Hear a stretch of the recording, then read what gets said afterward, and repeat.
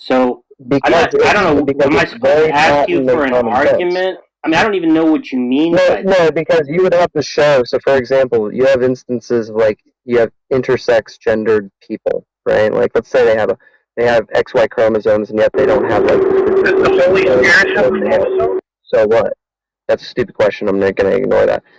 So the point is that this is an absurd question that people in the first century interact with Jesus Christ, and they're like, oh, this guy is a dude. He is a male, right? And then we come to the knowledge that males, dudes, typically have XY chromosomes 2,000 years later. Wait, and it's not as if it's an improper inference to make that Jesus had XY chromosomes. Wait a minute. This is an incredibly stupid conversation. When you say typically, yeah, you know, when a stupid person like you says something that's stupid, it doesn't really carry a lot of weight with me. Okay, what exactly did I say that was stupid, Jack? So look. Specifically.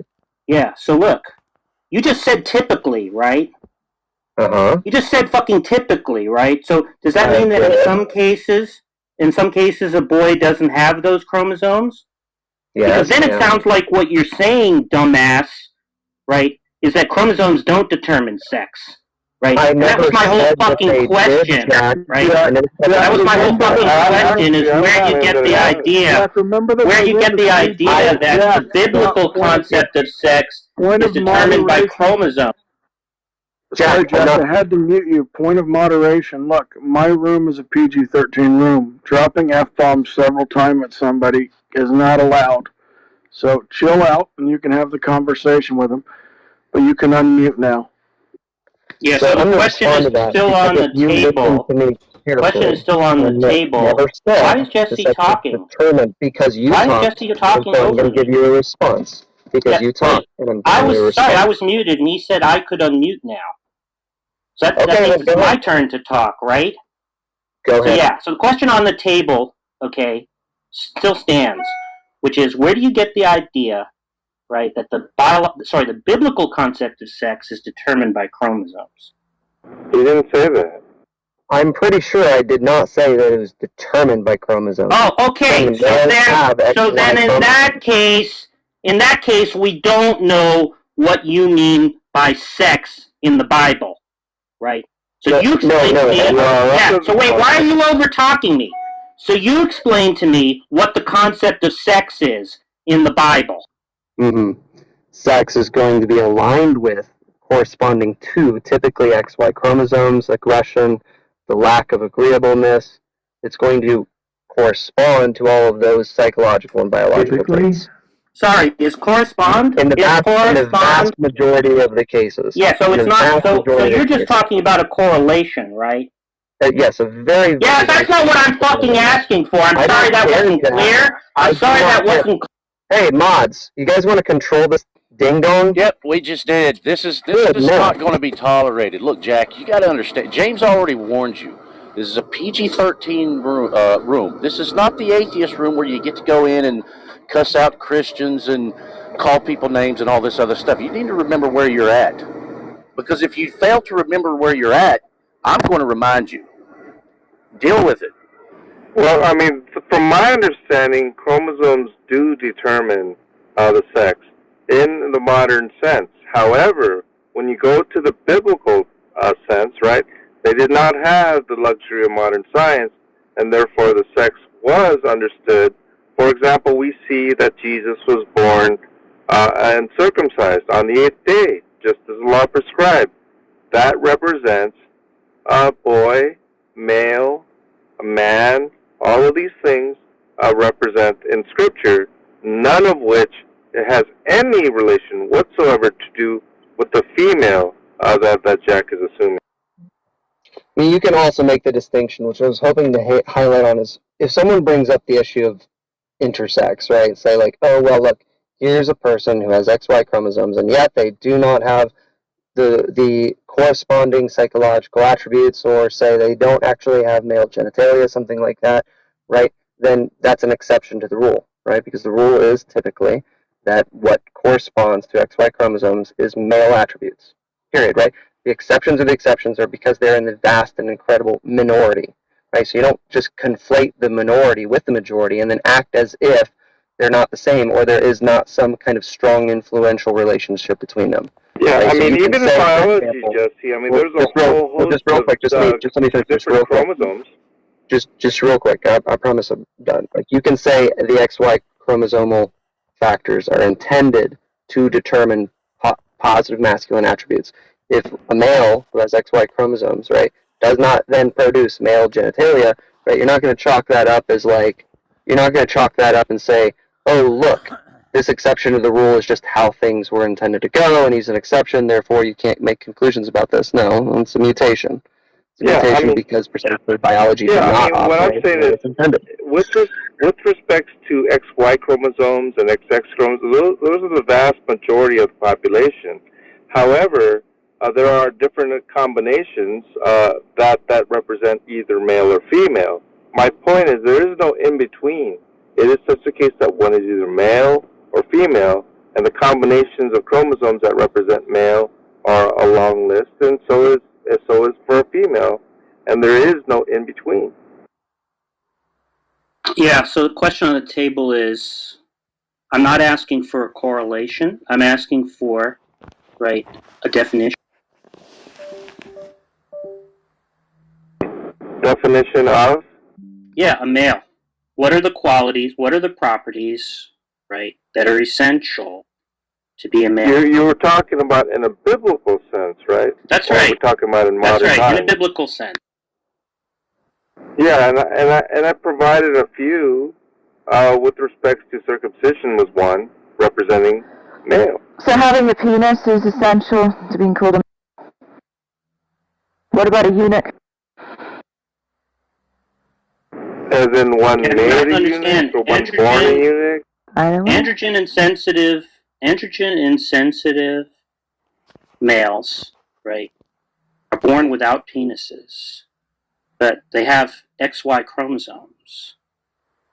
So that during biblical times, it may have been a mystery, maybe. Maybe it was underdetermined. It could be a whole host of things. Well, I'm just trying to understand, right, you use the biblical concept, right, so you must have an idea of what that concept is. Yeah, as far as biblically, sure. Great. So what is it? I just gave you some examples. So what would an androgen insensitive individual, right, who has XY chromosomes be according to the... Well, like I said, perhaps it's underdetermined in that particular case. It would be some sort of anomaly. Yeah, so if it's underdetermined, then I'm not understanding... Wait, an anomaly and underdetermined are two different things. Just because it's underdetermined doesn't mean that there is no paradigm of male and female. In the beginning, God created them male and female. I'm asking what it is. And then there was no third option there. I'm asking what counts as paradigmatic.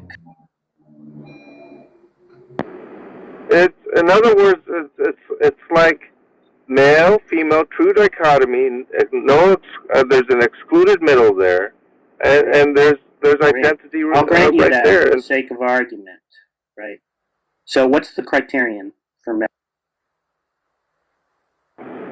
Yeah, I listed some. I mean, we could list far more if you want. Wait, you're saying but it's a criterion? You and I agree it wouldn't be dependent upon genetics. Wait a minute. You're saying it's a criterion for being a male in the biblical sense that you have a penis? I would say yes. Okay, so you don't think sex is chromosomal then? No, I do. I in the biblical sense that they did not have the tools of modern science. Wait. Right, chromosomal males can be born without penises. So that can't be the criterion. No, it can be the criterion because you just chalk that up as a mutation. If you have XY chromosomes, the intended outcome is that you By have criterion, I mean essential property. Jesse, do you know what an essential property is? Jesse, do you know what essential properties are? No, they don't know. They don't know. No. So if he keeps saying that it applies to the category, but there can be exceptions. He keeps saying there can be exceptions to the definition. I'm asking what are the essential properties of biblical maleness? any standard attribute of males that you would not apply to females. It's essential right? that they have For a example. penis, right? Okay, Yes. so if you think it's essential they have a penis, you definitely do not think that sex is chromosomal, because chromosomal males, right, people with XY chromosomes, are not necessarily born with penises. Yes, because it's So you don't actually think biology is determined. No, You don't actually think sex in the biblical sense is determined by chromosomes. No, I do. Wait, Jesse, well, one second, Jesse. Mutations are part of biology. Stop using mutation as if they get you out of it. It doesn't. No, it's look, it is a mutation, right? So teleologically, what was supposed to be produced by the XY chromosomes was not produced. Okay. What do you mean supposed to be produced? There's no intention there. Novan, stop yelling, bro. Seriously. It is intended to be produced by God through whatever your chromosomes are. That, for example, if you have XY chromosomes, you will have a penis, right? So now, through the fall and the entrance of sin into the world, intentions. Sounds like you're just spitballing, the entrance of sin into the world, right? You can have XY chromosomes, and then the intended outcome by God biologically does not occur. I also think have a God can question for fail you, with Jack. respect to his intentions? Is that what you're saying? Wait. No, But Jack, Right, you look, said this is- something about this is He the essential, intended. right? Wait, I thought you're saying that he intended for when there are XY chromosomes that it produces. prior intention is for how the world should function materially prior to the fall. That mutations are allowed into creation is a result and consequence by God of the fall, right? Just as weeds come up, right? It's an intended consequence of God that some people do not have male genitalia. No, it's not. If you read any systematic theology, it's going to be pretty common that the effects of the fall, such as mutations, are commonly held in Christianity. It's a commonly affirmed doctrine. But so, in some sense, right, the intention is that the XY chromosome does not produce a penis, then. Is that right? I think about the mutations is what he's talking about. But I do want to go back that's to the answer to wait. I'm just trying to get clear on that question. Well, I'm trying to get clear on what you're saying about these. John, you're trying to obfuscate. John, you're trying to obfuscate. Let him answer that question. No, I'm going by what he's saying. He's the one that originated. John sees that Jesse's in a corner right now. He's trying to get Jesse out of the corner. No. I just want to mention one thing. I'm not trying to distract. Yeah, you can wait, John. How we understand essence. How we understand essence is sort of ontological substance. No, hang on. What I am saying is that as far as our soul, which is our essence, there is. You're going way outside the question. Just to let you know. No, wait. Just to let you know. So I don't know what you guys are imagining about essential properties of male and female. It simply does not apply to the soul.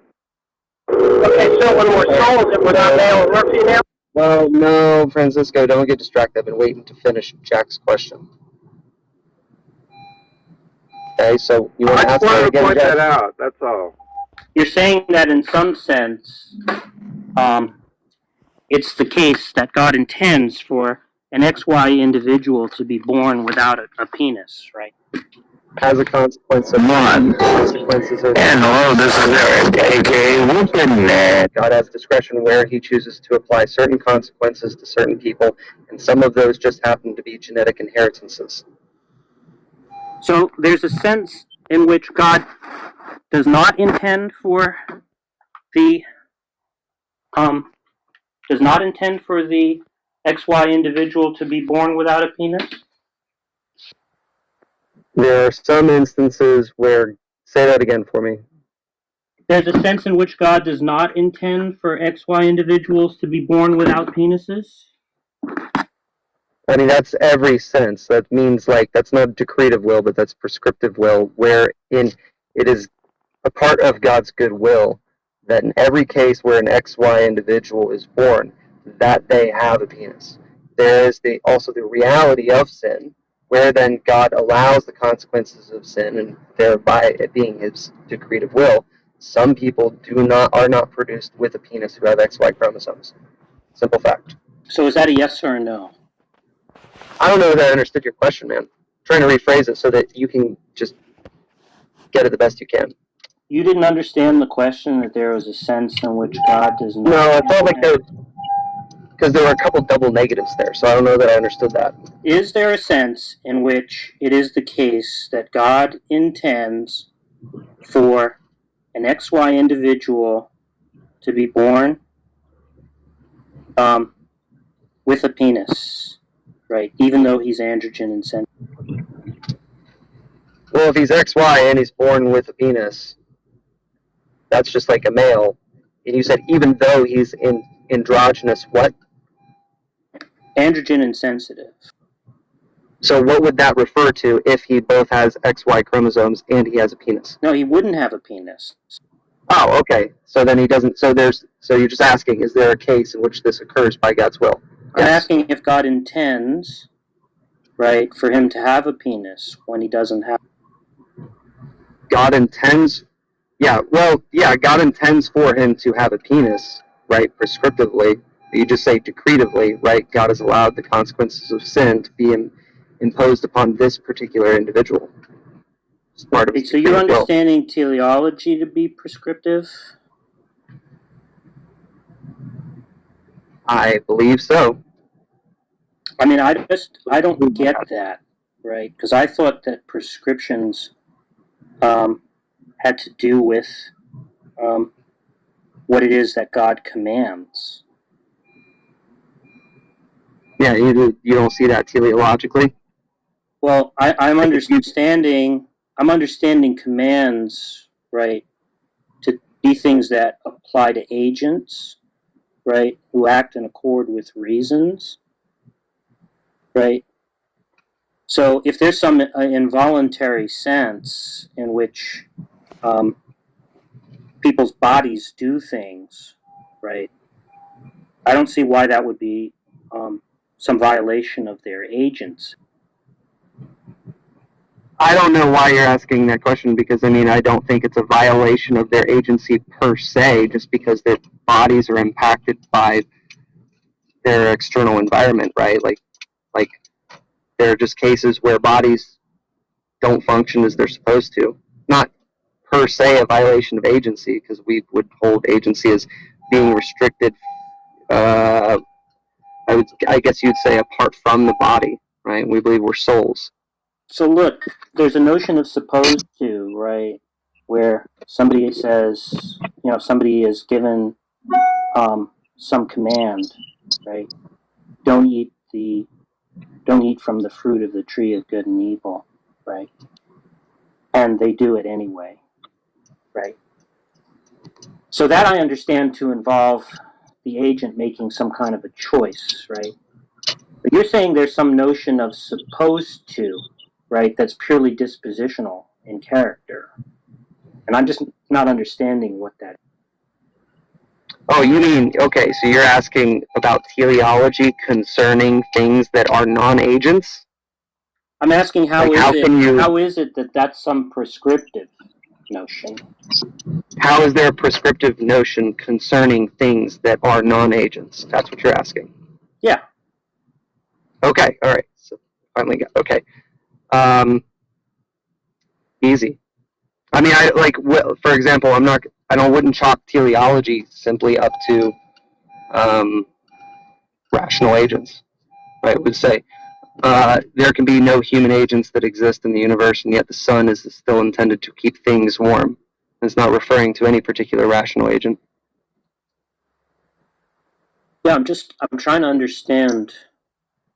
So, if I can design a hammer to hammer nails, right? Yeah. But that doesn't mean that a hammer is an agent, right? Where it understands that it ought to hammer nails. So if there's a hammer, or there's the sun, right? It's in relation to the agent. If you design a hammer to hammer something, right?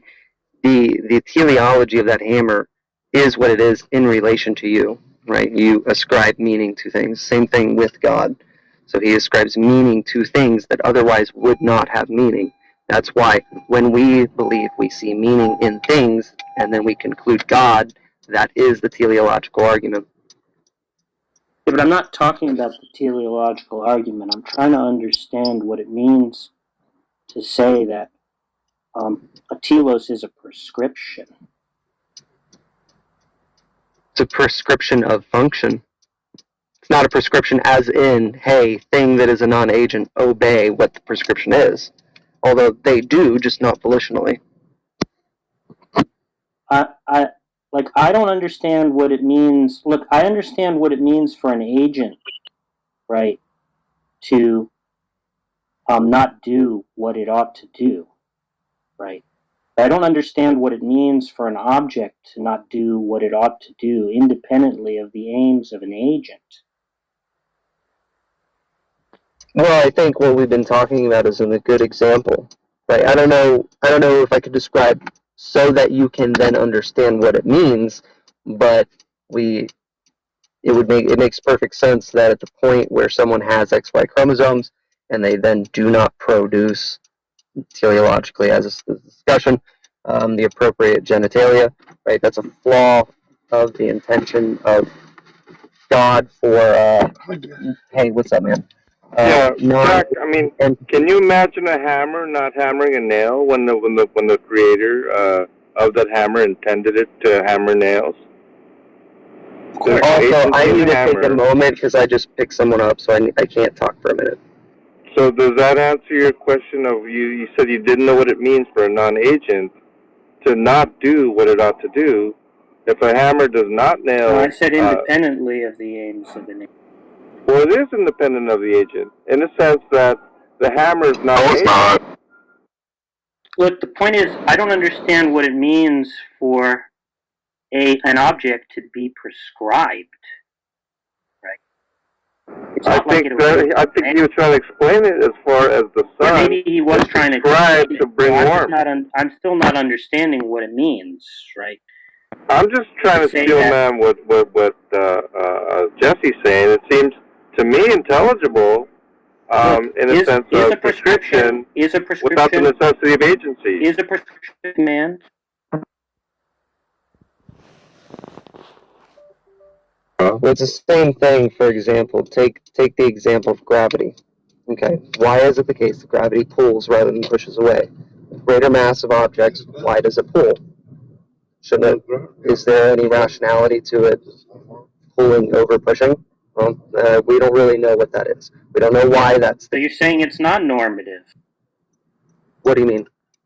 Meaning that it doesn't act according to reasons, right? It's a purely causal. Yeah, it doesn't act according to reasons per se, but that's also why we're just going to say, like, God is the agent that prescribes non-agent or non-rational entities to do one thing over another. Wait. So that would be an example. I'm understanding teleology to be a notion with respect to which one can fail with respect to, right? Yeah, the idea is that how you're understanding it? No, it can be, right? But so the telos is the aim, purpose, or function of a thing. It's more of a general definition that's used in historical theology that then is applied to man's volition. That's why hamartia, sinfulness, is missing the mark. It's missing the aim, direction, or purpose that you were designed for. I'm trying to understand, it's actually God's aim that's at issue here, right? Yeah, I'm sorry, give me a second.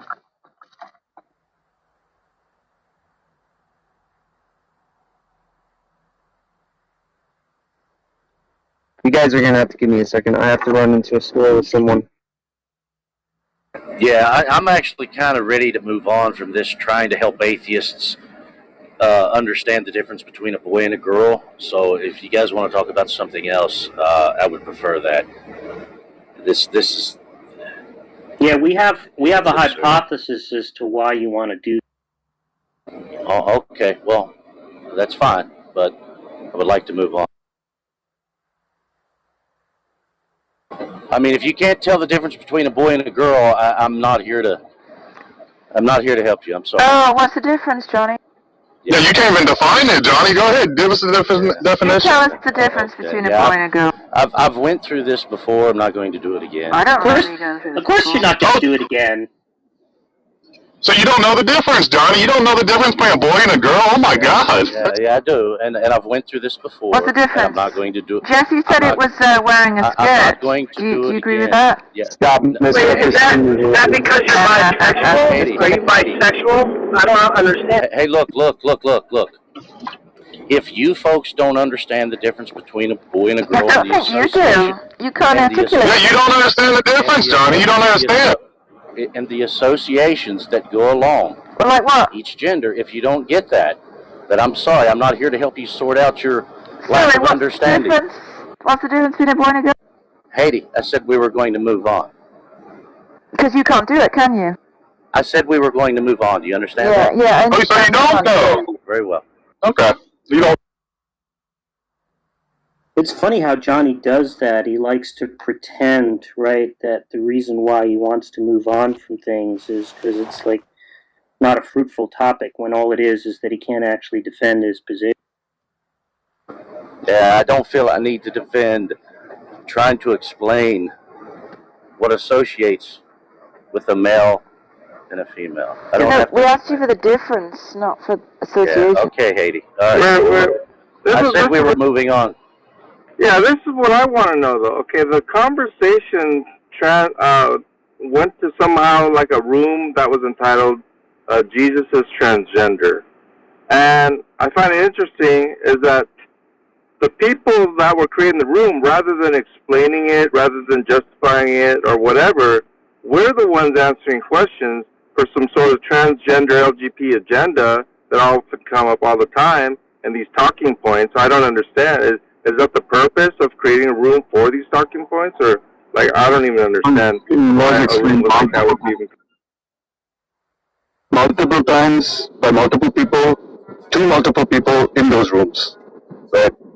You generally have a tendency not to listen, so maybe that's why you didn't catch it. No, it has nothing to do with not listening. I definitely heard the attempt being made, right, with respect to even when you talk about some sort of like essential properties, it seems to me that you guys think that souls have male and female attached to their essence. There is none.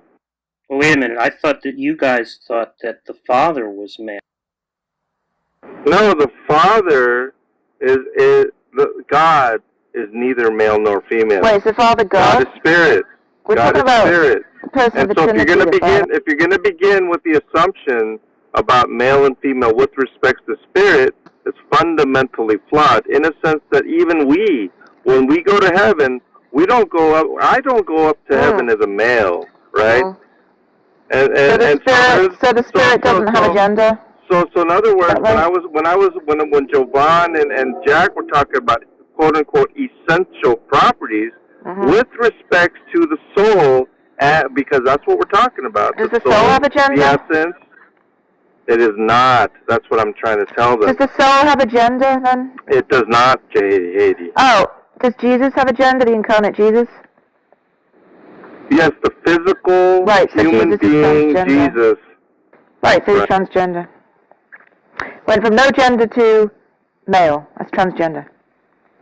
Then what you're in essence saying is that we who went from a soul with no gender, being born male or female, identifying as man or woman, is transgender. Therefore, your argument would necessitate... Oh, so we're all transgender. So you agree that transgenders exist.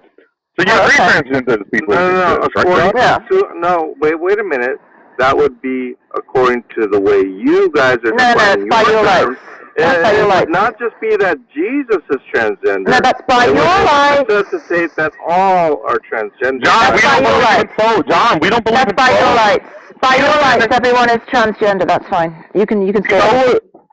Do you know what an internal critique is, John? We don't believe in souls, John. Wait a minute. I was given the accusation that by my lights, my understanding of transgender is such that the person in that room read with regard to birth, post-birth, neonates, right? Post-birth, right? And so That is what she defined it, and you guys were in rejection of her definition, as I recall. Well, if you're saying that the human is created at birth, I mean, fine. But don't you think they're eternal? That's not what I said. The definition of transgender that was given was some sort of identity apart from what one was born. Do you accept that then? Because that would entail humans are created at birth. I did accept her definition, Oh, sure. It's a problem. Why is that a problem? It's a problem for you, not me. Because wouldn't you say the person is eternal? Because if you agree with that definition, you're not listening. See, the mere claim that Jesus is transgender goes in the trash. No, but you're agreeing with the definition that the person is created at birth, or let's even say conception. Yes, right? therefore your argument goes in the trash. Do you think the person is created at conception, or do you think they are eternal? You're missing the point. If it's the case, yes, you are missing the point. Because the argument about Jesus being transgender, she actually responded to it substantively to provide a dictionary definition of what she read. She didn't just make it up. She read Sounds it. like she's denying the soul exists. Hang on. What she was describing, you guys were in rejection of it because it's absolutely, unequivocally contradicted your reasoning as to why Jesus was transgender. My point is that if you are accepting of that definition, you would, again, necessarily have to abandon your claim that Jesus is transgender. No, we're saying by your lights, Jesus is transgender. Yeah, I don't know how many times I've heard people say, by your lights, and it represents... Well, you believe in the soul, don't you? You believe in the soul, don't you? Of course. And so, Jesus let's follow your reasoning as by my light. Why does he not listen? See, this is why I block you, John. I try and talk, and you talk over me.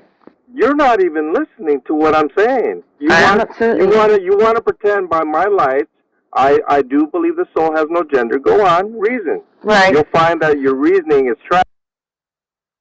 By your lights, Jesus originally had no gender, and he was born, and he had. No, I don't believe that. That's a false statement. Jesus, you literally said the soul had no gender, and you said God is. Jesus, right, was born of a virgin, right? We're not talking about Christ, the second person of the Trinity. We are. Jesus. We're talking about Jesus, right, born of the Virgin Mary. You're not a Trinitarian, though? I am. Jesus is the second person of the Trinity.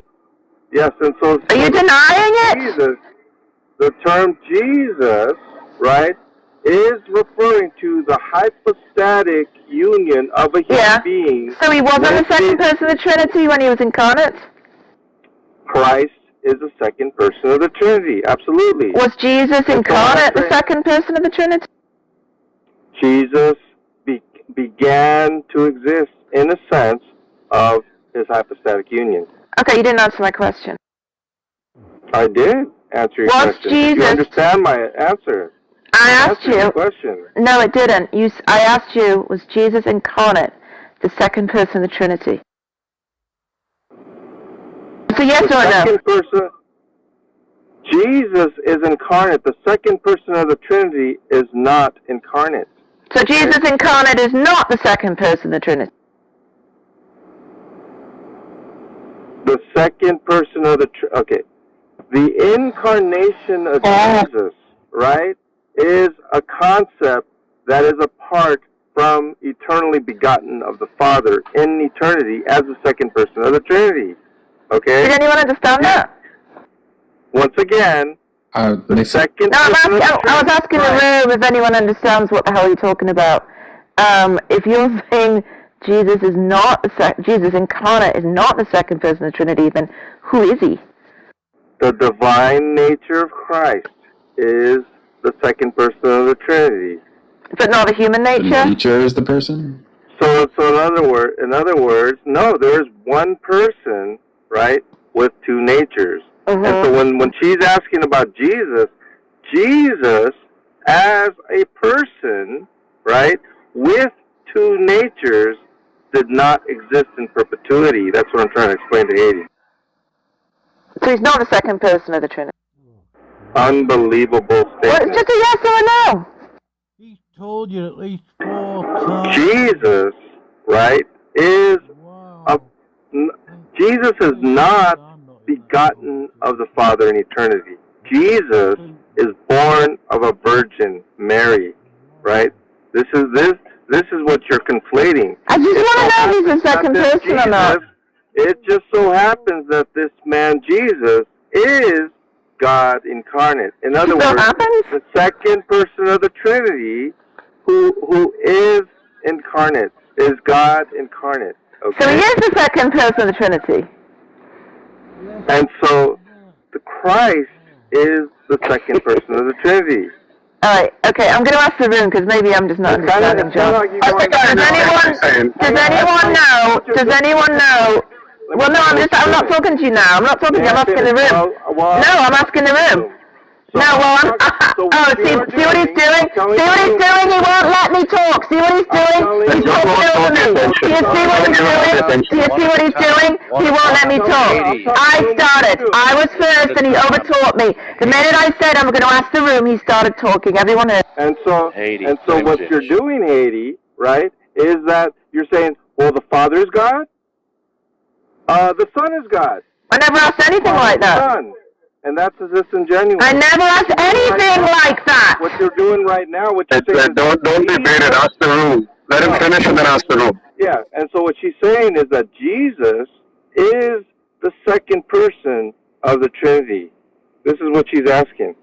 And it's malformed, and for the reasons I specified, she's trying to play with the identity of Jesus and Christ and the person, the hypostatic person of Jesus, and then try to mumble up into confusion to form a question that the answer is simply no. So the answer is no. Jesus is not the second person of the Trinity. The incarnate Jesus is not the second person of the Trinity. Is that the answer? I'm just trying to get the answer. I think I understand what John's saying. Christ is the second person. He won't let you talk, Mo. He won't let you talk. Well, let me have a crack at Christ, and Christ is the second person of the Trinity. John, let me have a crack at this. I think what John's saying is he's making a distinction between the two halves of the hypostasis, right? I think he's referring to Jesus as the human part, the fully human, fully man part, and Christ as the fully divine, fully spirit part. So he's saying that the nature of the fully spirit part has no gender, the Christ part, but the nature of the Jesus part has a male part. You're awesome. You're awesome. That's exactly what I'm saying. Right. But that leaves you way worse off. That leaves you with a single person who has both a non-gender nature and a gender nature. That's correct. Well, that's correct. We're getting a bunch of contradictions. There's no problem with that. It's a contradiction. There's no problem with that.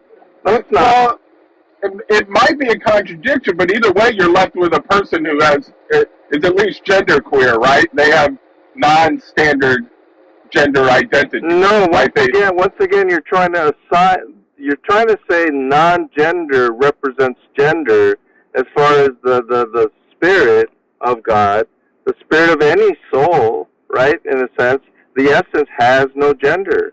I don't know. That's what I was trying to tell Jack. That's what I was trying to tell Jovan. That's what I'm trying to tell Haiti, right? Yeah. And then so the argument, your bogus argument in that particular room, tried to argue that Jesus Christ, the Son of God, right, the second person of the Trinity, had no gender and went from no gender to gender. That was your argument in the room that I heard. However, when you say no gender, it is assuming, right, that there is gender of non-gender. That is the best Johnism ever.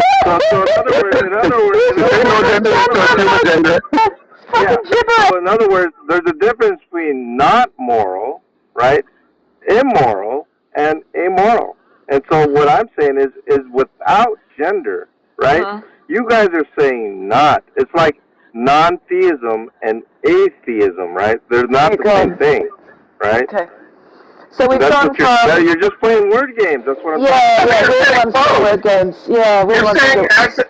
as a single person that is both agendered and gendered, which I mean, someone will argue that that's a contradiction. I think I understand the hypostasis, so I'm not going to say that's a Hypostasis contradiction. doesn't get you out of anything. Just slapping a word on it doesn't get you out of a contradiction. What it gets you is a person with two different. Hold on, John. What it gets you is a person with two different gender identities, and that's a problem for you, right? Like that's a problem for this. No, there is no gender identity associated with the divine nature of Christ. That's my whole point. Right. That's right. exactly you're assigning gender identity. So there's no gender identity and also a gender identity in the... There is no gender identity in God. Who said anything about God? We're talking about the incarnate Jesus. You said he is male gender. Right. That's a gender identity. If we're talking about the man Jesus, right? Who's not the second, who is also the second person of the Trinity, right? Jesus is the second person. How many times do I have to tell you no, Haiti? So Jesus is not the second. Did everyone hear that? Jesus is not the second person of the Trinity. Christ is the second person of the Trinity. He's making a distinction there between the human side. Jesus Christ? Is Jesus Christ? Jesus, born of the Virgin Mary, is not what makes him the second person of the Trinity. Wait, so Jesus Christ? Jesus, Haiti, no. He won't answer succinctly, but it's not. So Jesus is Christ. As a human being began. Christ is eternal. Christ, the second person of the Trinity, is eternal. So and remains eternal. There's Jesus, remains and then the there's same Christ. Yesterday, today, and forever. So there's Jesus, and then there's Christ, right? That's the idea? Two people? No. Oh, they're one person? What you're saying right now is what's called Nestorianism, right? Well, what you're doing is what you're saying is right now is two persons. No, you are. You are. That is not no, you are. About two natures. I'm talking about two natures, Haiti. One person with two natures? You're pretending that when I'm talking about two natures, that I'm talking about two persons or two people. You are. I'm not. I asked if they were the same person. You said no.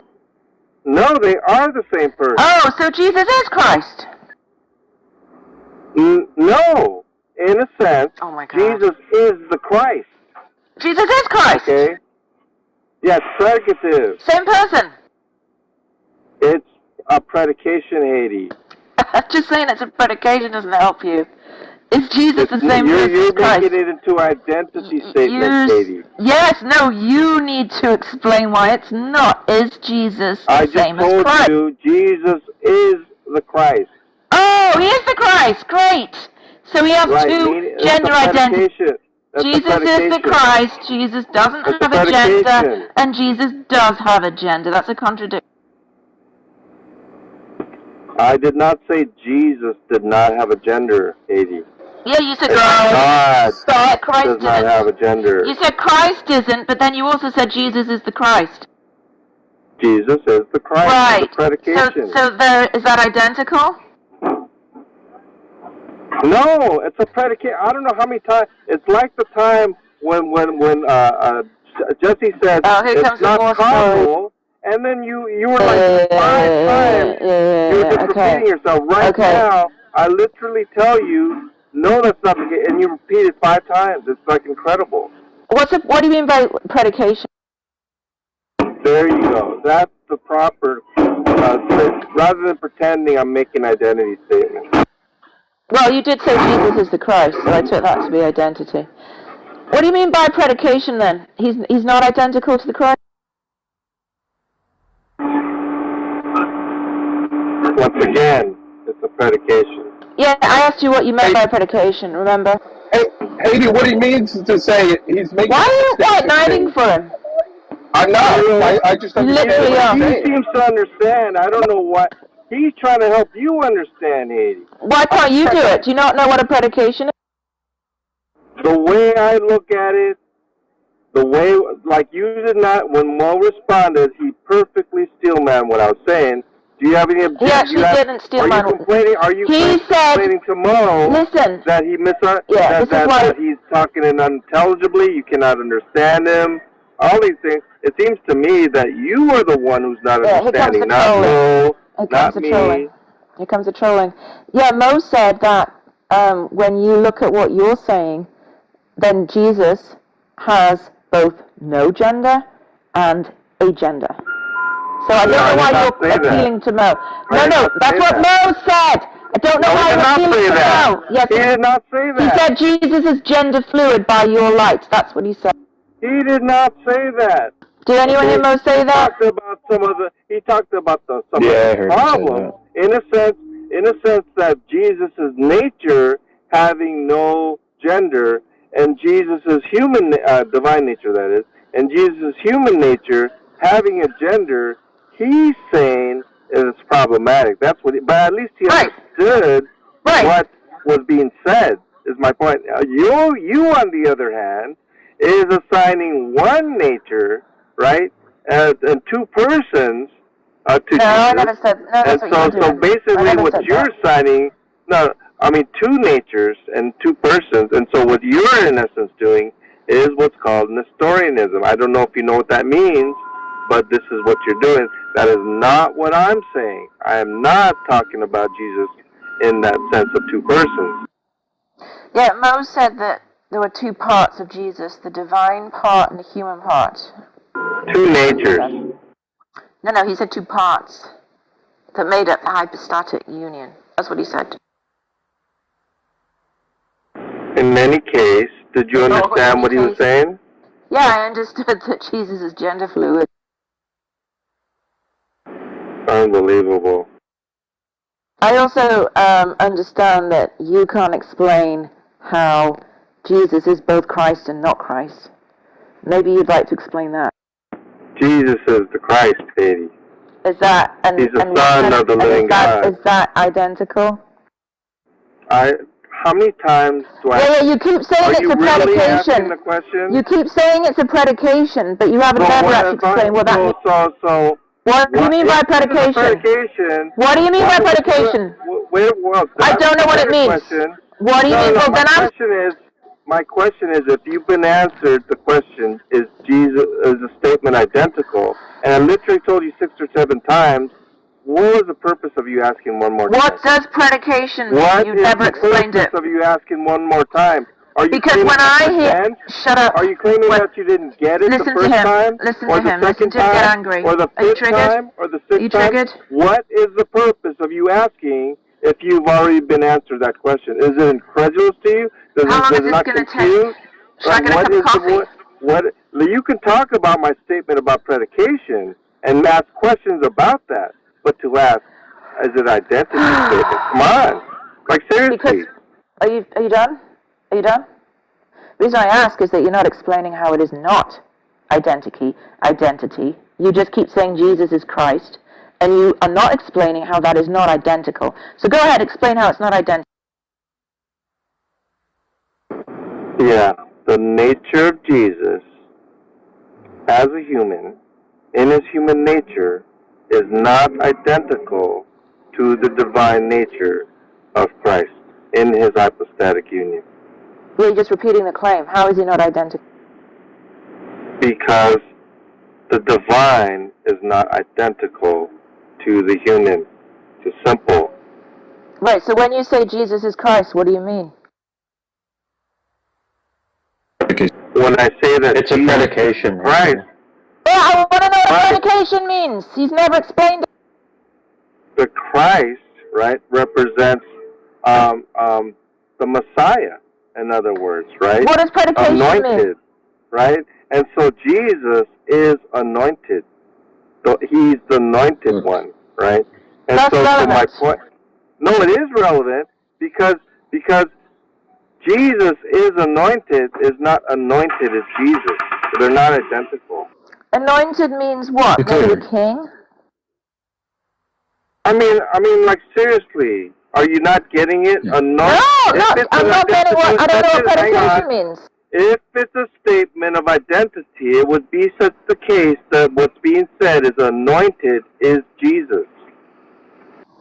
What do you mean by anointed? It doesn't matter. What I'm saying is... Okay. What I'm saying is that if it's a statement of identity, it would be such the case that it's understood as anointed is Jesus, and that's not what's being said. You said Jesus is Christ. Are you changing Is your Jesus mind? the second person of the That's what Trinity? that means. He won't answer. Christ He won't is answer. anointed, Haiti. Is he the second person of the Trinity or not? Christ is the second person of the Trinity. No, that's I not asked an if Jesus is the second person of the Trinity. So you said Christ. Jesus is Jesus. the son of Mary. Are you? What's the point of making this? Is he the second person of the Trinity or not? Seriously though, what's the point of making this distinction? Because what door is open? Are you Jesus asking me, is, Jesse?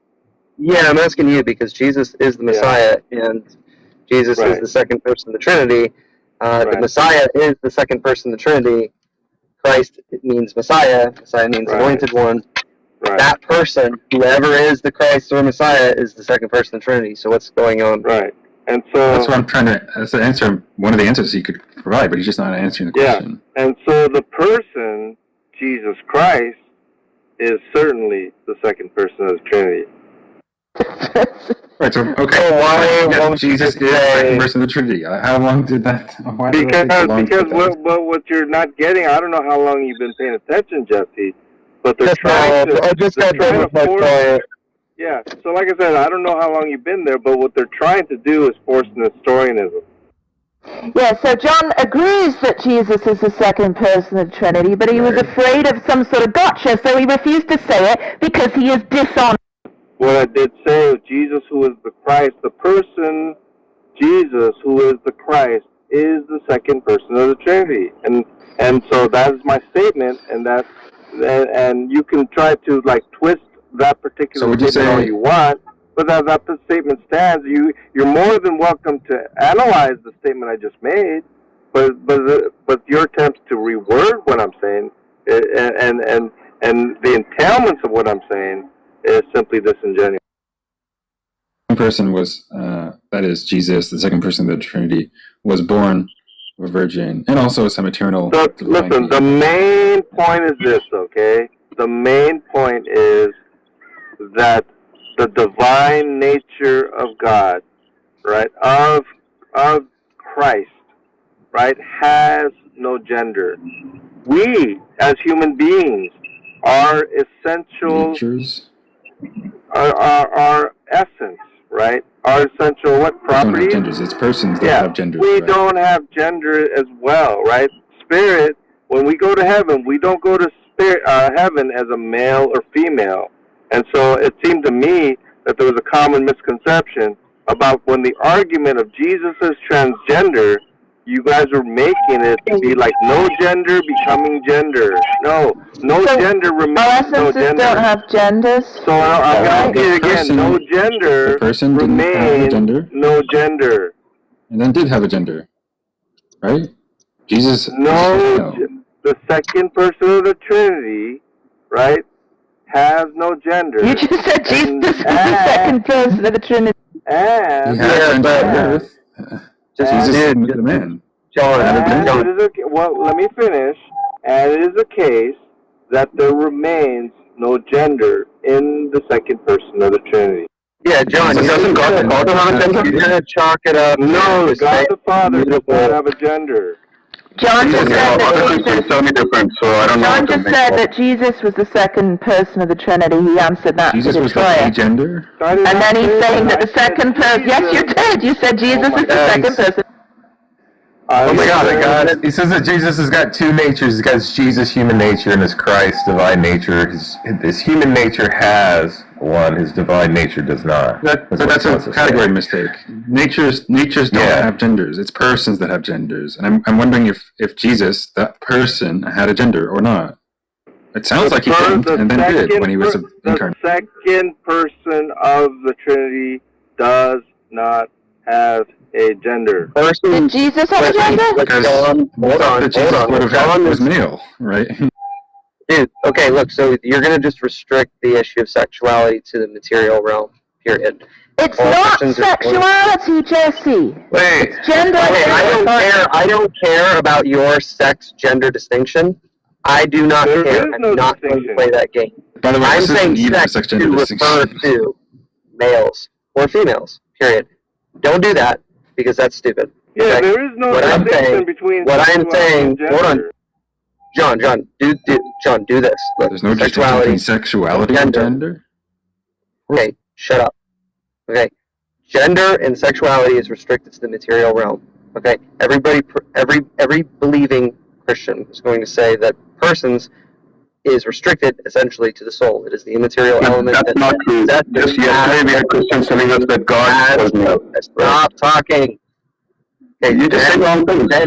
No, he's not saying Then wrong things. There are Christians who say that God Then possesses a gendered body as a mutable quality. Goodness, I didn't want to yell, but I'm trying to finish this one sentence. How difficult Make a factual one then. There are no male and female in heaven. He's saying you don't But there are understand. male and female on earth, and Jesus And is that's one of what them, right? Jesse's talking about. I thought Jesus still had his body. Didn't God, when he went back, when he left the earth, he took his body with him? There is no gender, right? I mean, Does that mean he doesn't have his body anymore? No, Jesus because doesn't what have his it body means- anymore? What John is talking about is where Jesus in Matthew 22 says that we'll be like the angels, we'll never neither be given in marriage nor taken in marriage, right? So the argument is essentially that procreation is an anticipatory act of the fall, right? And procreation and genitalia is utilized to preserve the human race in the presence of God's judgment against sin, which is death. Okay. So Jesus isn't male in heaven? So hold on. So in heaven, it is quite possible that while Jesus' body is resurrected, right? It could go technically either way. He could still have his genitalia. Jesus was never male. Does not get utilized, or you could have the scenario where, for example, in the new creation, having a new resurrected body, where Paul makes a very hard line distinction in 1 Corinthians 15 between this body and the new body, that it just does not have genitalia because there's no use for it. There would be no telos for genitalia in procreation. So Jesus isn't male in heaven because he doesn't have a penis? But he also wasn't male on earth. No, just you wouldn't make it John's like view. it. You would just say, how about this? The resurrected body is androgynous. There you go. Oh. So when Sounds they like put the fingers when they put the fingers through the holes in his hands, his penis was already gone? Okay, we're not doing that. You do that, that's a good way for the mods to kick you. Okay? Don't. No, I thought you said. I'm just asking, right? You seem to be implying that Jesus is resurrected at that time, and you want to say that he has no genitals at that time. So he still had the holes in his hands, right, for that moment, and he still had the wounds from the previous things, but he didn't have a penis. He didn't have genitals at the time. Didn't have a penis.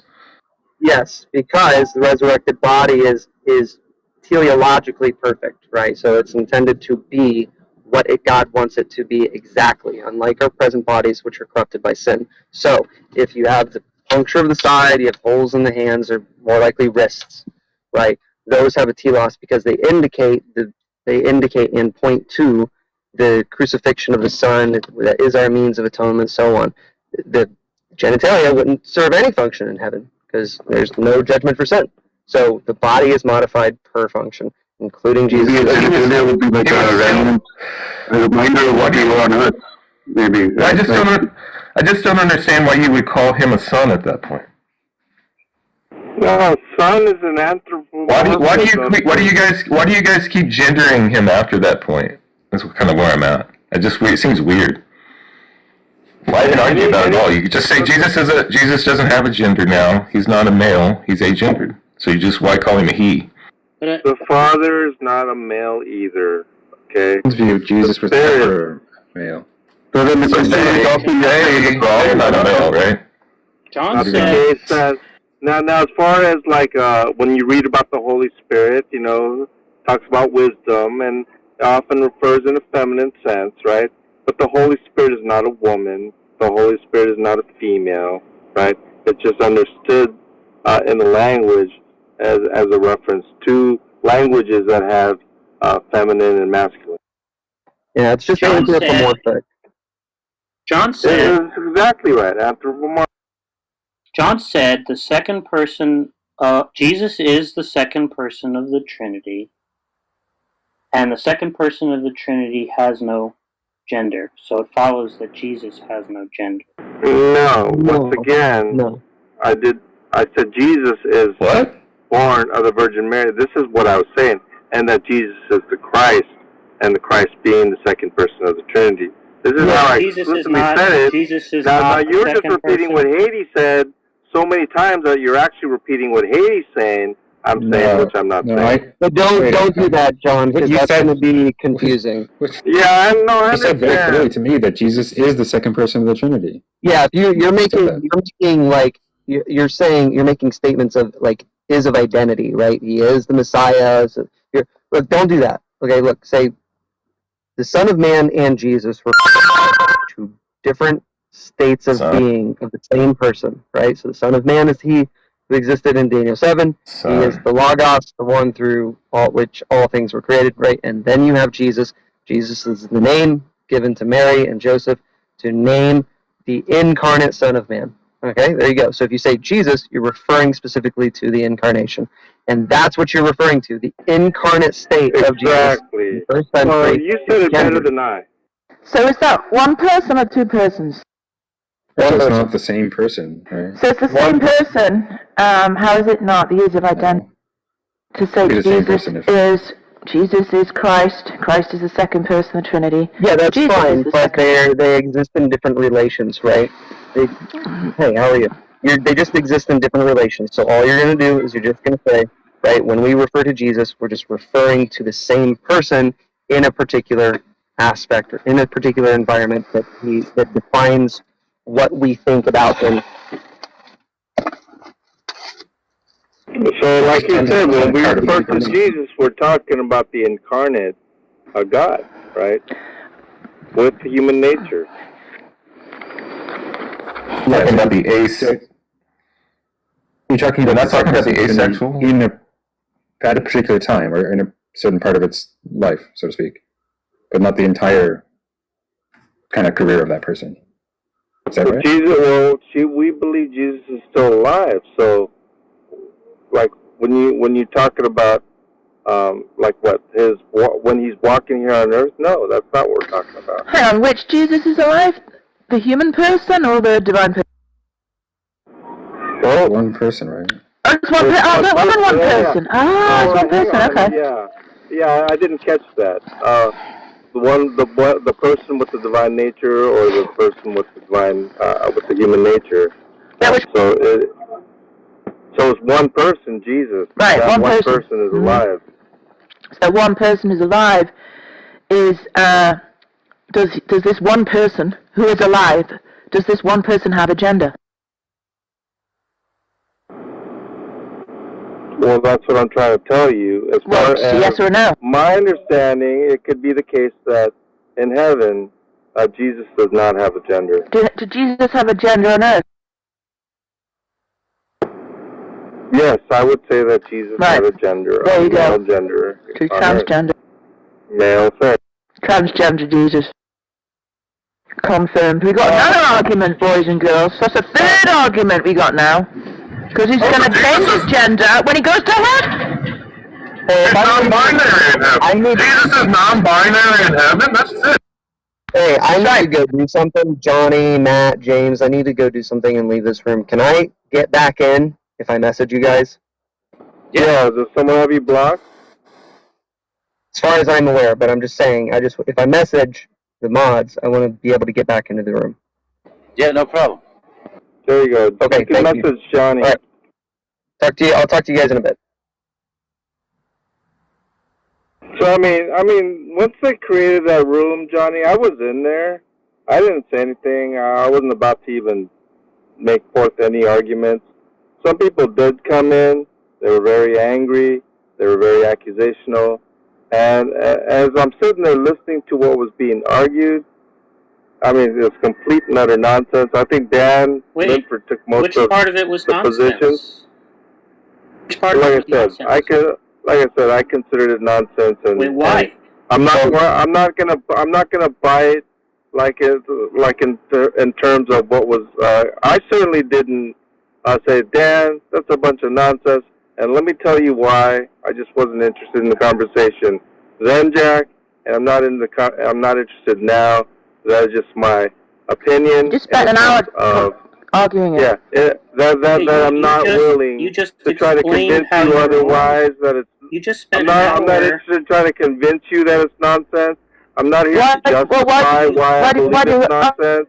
I'm just expressing an opinion that I'm not willing to justify to you, nor to convince you. I'm not interested in that. Yeah, tapping out. That's called being the last man standing. That's called being the last man standing. Justify it, got yourself into a massive hole, and now you're like, I don't need to just. What a joke. Yeah, so what I'm saying, Johnny, is that's exactly right. What the title was for is to get some Christians, and then trying to have them ask you a bunch of questions, right? Rather than them trying to argue. They did. At least one guy, Dan, did argue it, and it's not even to me.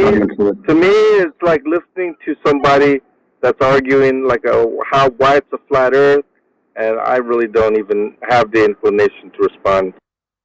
Yeah, that's hilarious. Let's also not forget that you just spent a whole hour, right, explaining your view, which is a view in which Jesus is transgender. It's just ridiculous. No, actually, I wasn't arguing that. I wasn't arguing anything in terms of Jesus is or is not transgender. Nothing like that. I was answering questions with respect to. You actually made an argument, don't you remember? The hypostatic union with respect to essential properties, with respect to the nature of God, the human nature of Christ, the human nature of Jesus, and so the understanding of the one person of Jesus. All of these things deal with mostly the incarnation, Jack. It's really not LGBT issues at all. You made an argument. I didn't say anything about LGBT issues, right? I'm saying that your view is that Jesus is transgender. No, there's nothing. The only way that my view is transgender is if you guys would form an argument why my view is transgender. I am certainly not providing an argument that Jesus is not transgender, and therefore, to me, it's not even sequitur to what I'm talking about. You guys are trying to take my statements to pretend that by my lights, Jesus is transgender. I'm not even interested in the conversation.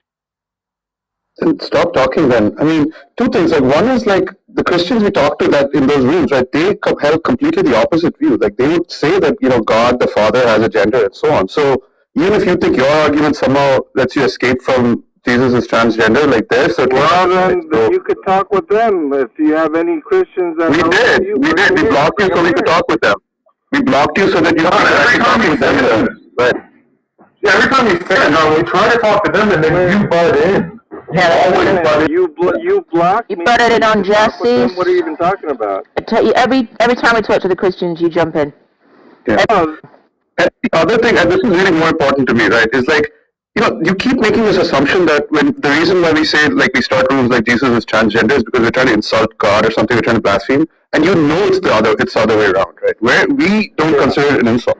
For us, it's like we're trying to make the argument that, look, maybe you should be more charitable to your transgender brothers and sisters, because in some sense Jesus himself was like that. That's the point of starting rooms like that, okay? Okay. And I know you don't accept that framing, but just don't act like it's not. Yeah, that's what you're claiming to be the motivation. Like I said, I sat there. I had absolutely no interest in participating in it, and I didn't. Yes, you did. You had to be kicked off stage. No. You did have a lot of interest in participating. They had to throw you off. You literally, that's not. You lie and such a shit. So from what I recall, what's her name was saying all kinds of stuff. Who's what's her name? And the conversation went on approximately 45 minutes to 1 hour. Every time somebody said. Tom kicked you out of the room because you kept butting in. You don't remember? Of course he doesn't. Of course he doesn't. Yeah. It could have been the case that I was kicked out of that particular room, but it was certainly not in an attempt to argue that Jesus was not transgender. I do definitely remember that I went in there with absolutely no interest in biting to what I was curious. Yeah, you're only interested in having all the attention on you. That's what really drives your interest, right? Like, as long as the attention is on you, we can talk about whatever. Poker, I just told you why I went in there. It has nothing to do with me. I was interested. I'm telling you why you really went in there, alright? Because she made some dumb argument. Like I said, that girl made some dumb argument, and then, you know, dismissed the argument. Very good. She was very accusational. And John spoke up and said, "Wait, what about her argument? You guys have never answered it, right?" Oh, is that what I said? So hilarious. Yeah. It's so hilarious, you know, him claiming he has no interest. Yeah, I had no interest. It's weird to participate in things when you don't have an. As an observer, no, as a participant, but as an observer, I did want to know as an audience member what the response to her point was, and none was given it. And by me asking if that was the reason why I was kicked out, well then fine, I wouldn't mind being kicked out every single time for something. Okay. I don't know exactly why I was kicked out, but if that was the comment that was too much for you guys to confront you guys on what she said, and that it was not responded to, well then fine. I thought you weren't interested in the conversation. If I'm going to bring that up and be kicked out. What? So I just want to clarify, so you were interested in a spectator about this particular question that was part of the conversation that you weren't interested in, and that's why you were not involving yourself in the conversation?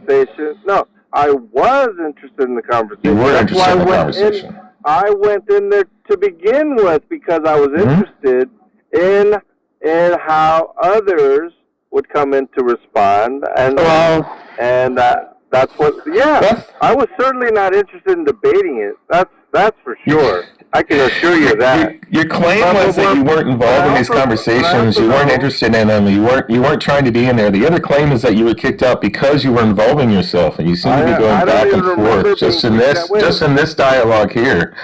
And so I'm just very skeptical that anything that you're saying here is going to be the truth of the matter.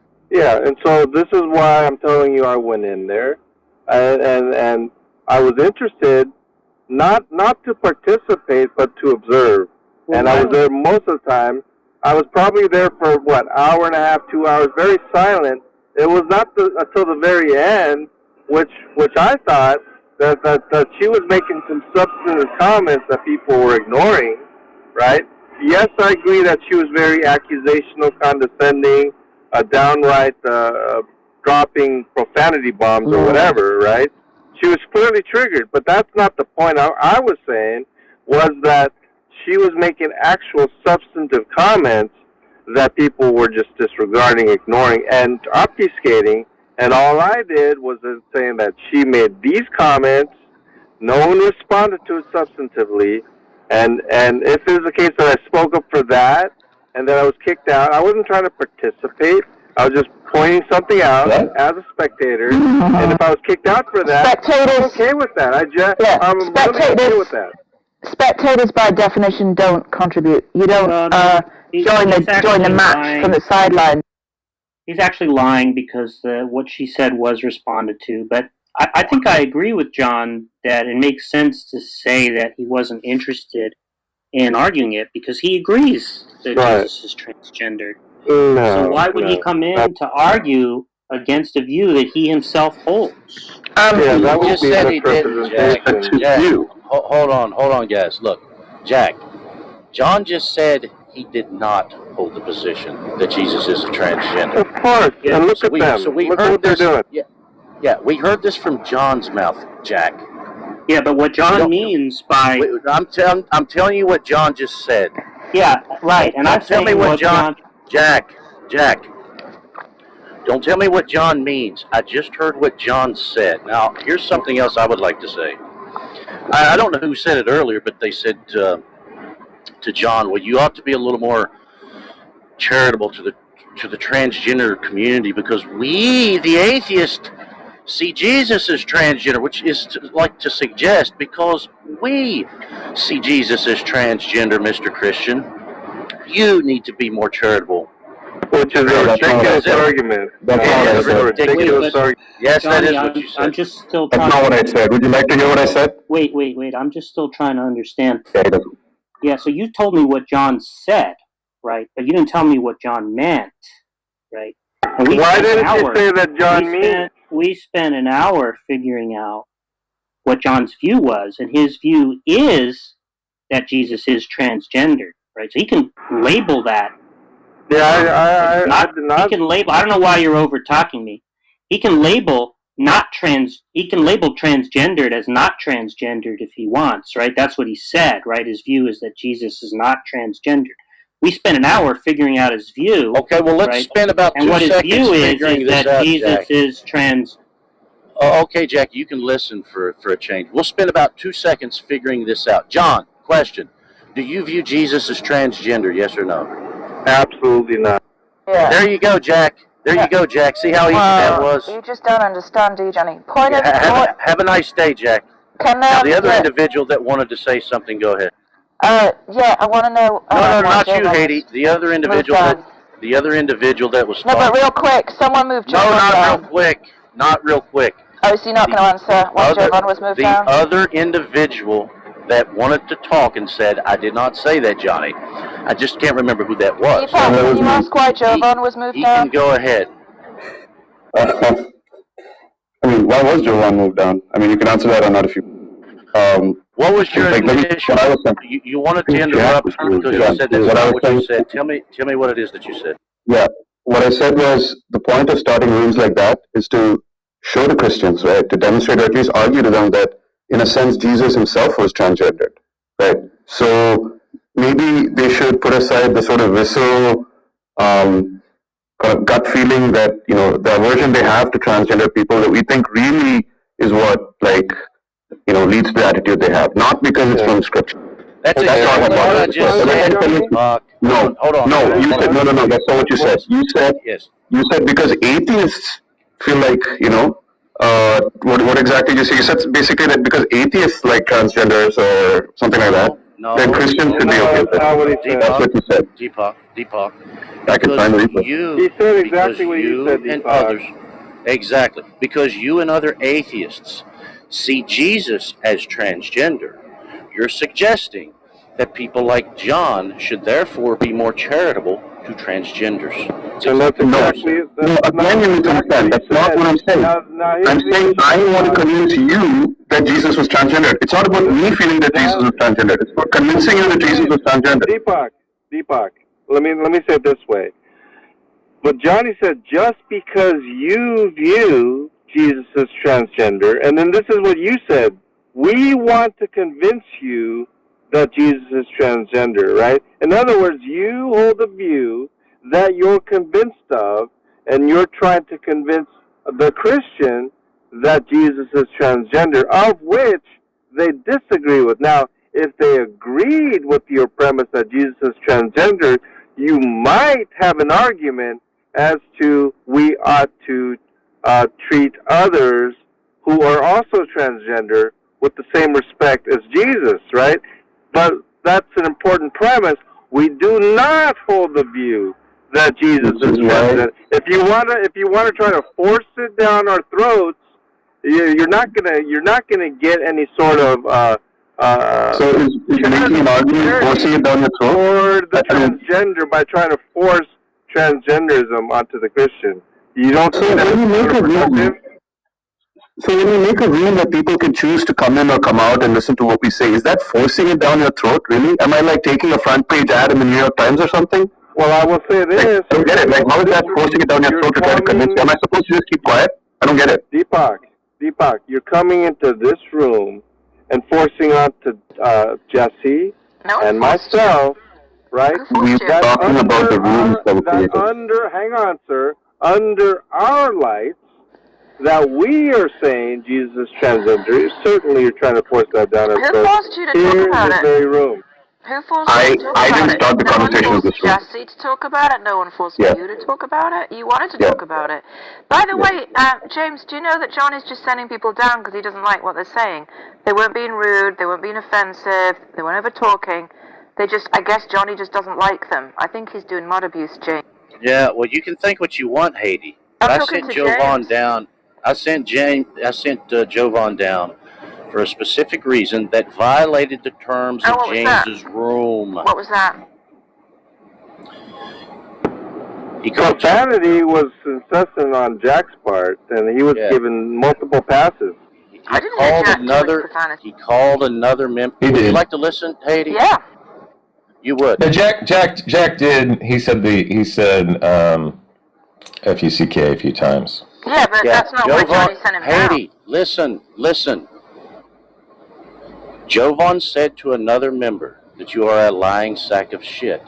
Well, this violates the terms of what James considers to be outside of PG-13. Now, I want to remind you folks of something. This isn't the atheist room. You understand that? Yes, Johnny, I understand it. That's the proper response. Well, but he did explain why he sent Jovan down. Look, all I'm asking for is an explanation, right? You didn't give me one before. He gave it at the time, Haiti. No, he didn't. Yes, he did. Yeah, and then what you want to do, Haiti, you want to stir the pot a little bit by saying, hey, James, Johnny is sending people down for no reason. Well, I've got a reason, Haiti. You didn't explain your reason. Doesn't mean I didn't have a reason, Haiti. Well, I'm inferring that if you won't give it. It doesn't mean I did not have a reason, Haiti. Look, when you're mod, you can send people down for whatever reason you choose. But guess what, Haiti? You're not mod here today. I didn't say I was. You know how this thing works, Haiti. You heard what I said. Yeah, I'll tell you what, Johnny. When they sent me out of that room, I've actually even forgotten about it, but now that I recall, yeah, I do remember. I did not ask whatsoever. I did not send anyone back. Why was I sent down? Or why are these mods being abusive? I mean, the way I look at it, they have the prerogative to kick me out anytime they want, just because I look at them wrong. Well, you get special treatment, John, and we've been over that. Like, you complain all the time about abuse in the other room, and we've told you multiple times that out of lots of people who engage in the same behavior you are handled with child gloves. You are handled with child gloves in comparison to these other people. You just don't seem to realize it. No, well, I don't complain about mods at all. What I do is point out is a double. Sir, may I finish? What I do point out is a double standard. They can either be in denial of it, or they can embrace it and acknowledge that they're having double standards. Now, it's their prerogative to act as hypocrites all they want, right?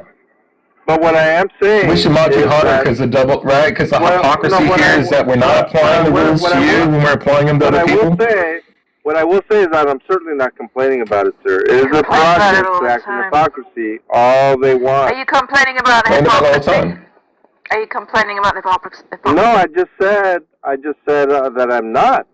You're not complaining about the hypocrisy. Oh. Okay, good. So there's no problem there. What do you just take complaining to be, John? What's a complaint? Like the bare minimum criteria for one. The complaint I would say is that I am dissatisfied, right, in a sense of an expectation of some sort of being something other than what I'm experiencing, and therefore I'm expressing verbally and through other actions as well to the particular party of the grievance that I have with them and their actions as it affects me. That would be a complaint in my opinion. Okay, so when you of say which I'm not doing. That there's when you point out verbally that there's hypocrisy, that's not a complaint because you're satisfied with it? It can be a complaint. Are you satisfied? Are you satisfied with the hypocrisy? I'm accepting of it. So you're satisfied because that's your words, right? No, that's your words. You said you would be voicing something you're unsatisfied by. So if you're not voicing that you're unsatisfied, you must be satisfied by it. Well, am I content with it? Satisfied with it? Those aren't words I would use. I would say that I'm accepting of it. You did. I'm using the words you used earlier. If you want to change it now, that's okay. If you want to say you misspoke earlier, that's okay. No. So what I am saying is... You did misspeak earlier? May I finish, sir? No, I'm confused. I'm just confused. As far as complaints go, right, It represents a dissatisfaction. I was very clear on that. And so when you ask me if I'm satisfied, right? If I was not satisfied, it would constitute complaint. But what I am saying is I don't characterize it as dissatisfaction, and you seem to not accept satisfaction. So it is satisfaction then. Because you're saying that you're not complaining when you bring these topics. When you're saying you're not complaining when you bring up these topics. I'm saying, what's the minimum criteria for it? And you seem to be saying, I'm uttering something that is trying to voice a dissatisfaction with like the state of affairs or something, or the circumstances or something else. And so if you're not complaining about it, you must be satisfied by your own criteria. That's a false dichotomy. That's what I'm trying to tell you. Your own criteria is a false dichotomy. Sir, may I finish, please? The lack of dissatisfaction does not necessitate satisfaction. Oh, what does it necessitate then? What is the scope of that? Just provide the scope. One can. The third possible option that demonstrates a false dichotomy is that one can be satisfied, one can be dissatisfied, and one can be in a state where they're neither satisfied nor dissatisfied, sir. That is the third option. What's that called? What is that called? It is called neither being satisfied nor dissatisfied, sir. Yeah, it seems to me like like when I'm saying satisfied, like I'm saying I have like no further desires around this. My desires have been satisfied. It seems like you want to say, I want to voice this thing. I want to talk about it in this way about its hypocrisy or these other things, but I'm not satisfied or dissatisfied with the state of the affairs. At that point, I don't know why. I don't know, John. I just don't know what you're expressing. Because it seems like you're going to say it's not the case. It's not the case that I would be satisfied if there was less hypocrisy in this room, and it's not the case that I would be satisfied if there was more hypocrisy in this room. That's correct. So then, what are you saying? No, I'm just asking. Why? No, listen, John. Why are you talking then to say those things if you're not going to get any satisfaction out of saying it? Very good question. If it is a case that satisfaction is not the behavioral motivation for the question, well, the natural question then what is? You did not ask me because you assume that there are no other possible options. Now that you seem to be acknowledging that it's a false dichotomy you represent, and that there is another third option, your appropriate question then what is the reason, right? Which I will gladly explain to you. But at least we've gotten to this point. I consider progress rather than being stuck in this pretension that it's either dissatisfaction or satisfaction. And if you're not acknowledging dissatisfaction, well then you're dishonest, right? This is, or at least contradictory or hypocritical myself. And what I'm saying is that the reason I go in there is to point out, and at least in this particular instance of pointing out double standards, it is for the consideration of it's like a service, a public service in a sense of putting it out there for individual consideration, introspection. They can do with that data all they want. They could deny it's the case. They could call me a liar. They can call me delusional, or they can be admitting of it and saying, "Who cares? I don't care if I'm a hypocrite. I don't really care." Well, like, who are you to tell me? Like whatever the case is, they're allowed to respond in any way they want. But it is my motivation to certainly put it in someone's face for consideration or denial. Yeah, I've got a question, John. So it has nothing to do with satisfaction, sir, by the way. Yeah, I got a question, John. I mean, this whole blocking thing, I don't quite still understand, but, for example, Haiti has you blocked, but yet... she said she unblocked me yesterday, Johnny. Just to let you know. She did? Okay, very well, very well. I wanted to wrap this whole thing up. I mean, look, Deepak, if you want to believe that, I don't know, is Deepak still in the room? Maybe he left. No, he's not. Not here. Okay, well, I'll say this to atheists. Usually they try to play the let's create our room kind of a little thing. Yeah, well, I'll say this to the atheists then, who are in alignment with Deepak's position. If you atheists want to believe that Jesus was a transgender, go right ahead. Exactly. I don't believe it, of course. Exactly. If you want to believe it, I'm not going to try to convince you that he's not. And guess what? I'm not going to be more charitable to transgenders. I'm sorry. This is something you're going to have to live with, atheists. That's what I was telling Deepak. It is a case that they are claiming they are convinced, right? Do I believe that? No, I don't believe that. That's their claim, that they're convinced. But not only so, there's a secondary claim. Not only are they convinced, they want to convince you. That's another claim, right? And so the reason for wanting to convince you is so that you, Johnny, and me, and maybe Jesse, and any other Christian would accept the proposition that Jesus is transgender, which is a monumental task to begin with, right?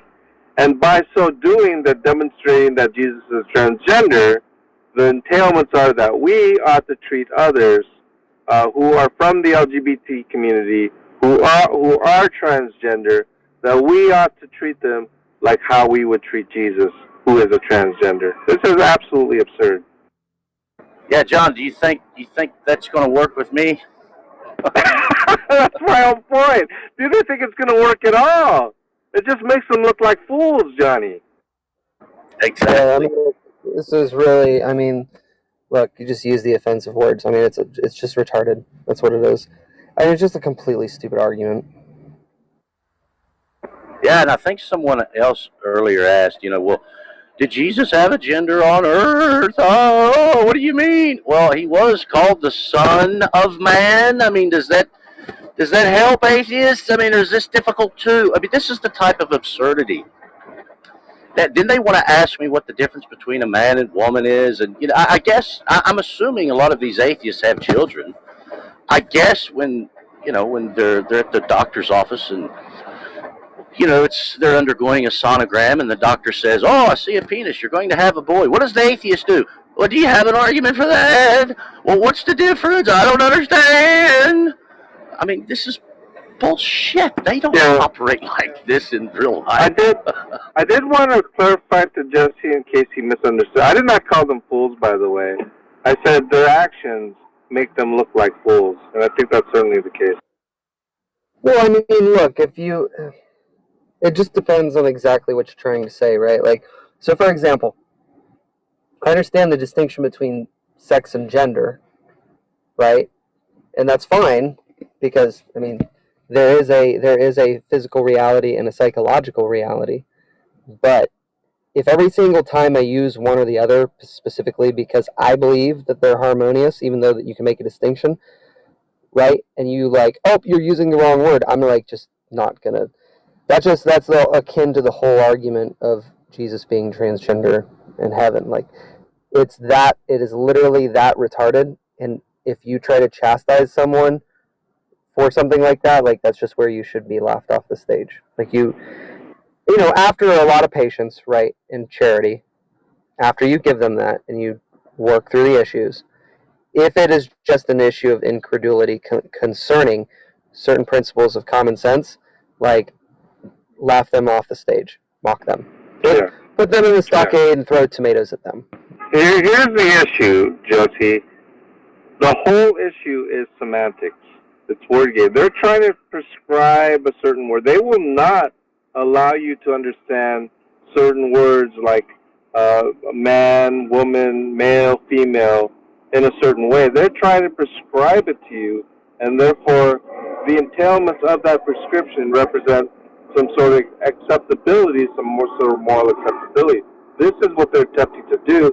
They literally spent about, I'm not exaggerating when I say 3 or 4 different individuals for over 12 hours in trying to the talking points of the progressive agenda to make transgender and these types of terminology, right? For a person who's born male to be permissible for them to be able to identify as a woman, right? And so they have different terms. Matt Adams actually had brought up the dictionary. Granted, it's from a Webster's 1989 or whatever, but sex. I mean, a male and man, a woman and female were synonymous in that sense. The gender and sex were synonymous, right? And so I see no reason to change that understanding, and so I do hold to that understanding. But they're trying to say that I need to somehow understand that these words the way they're saying. They could say whatever they want. Doesn't mean that I have to accept their terminology. And in fact, Johnny says that you could identify as whatever you want, but I'm still going to use the terminology that I'm accustomed to, and the definitions that I decided that I define them and describe them.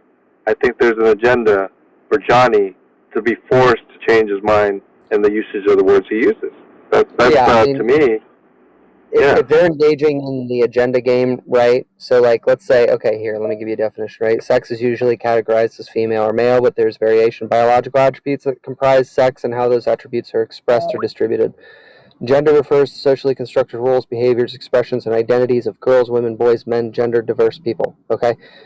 So, if gender refers to more of the psychological component, and sex, the biological component, and we're interacting with people that are specifically attempting to use that dichotomy as obfuscating revelation given by God for how we are to live holy before Him, you know what we should do?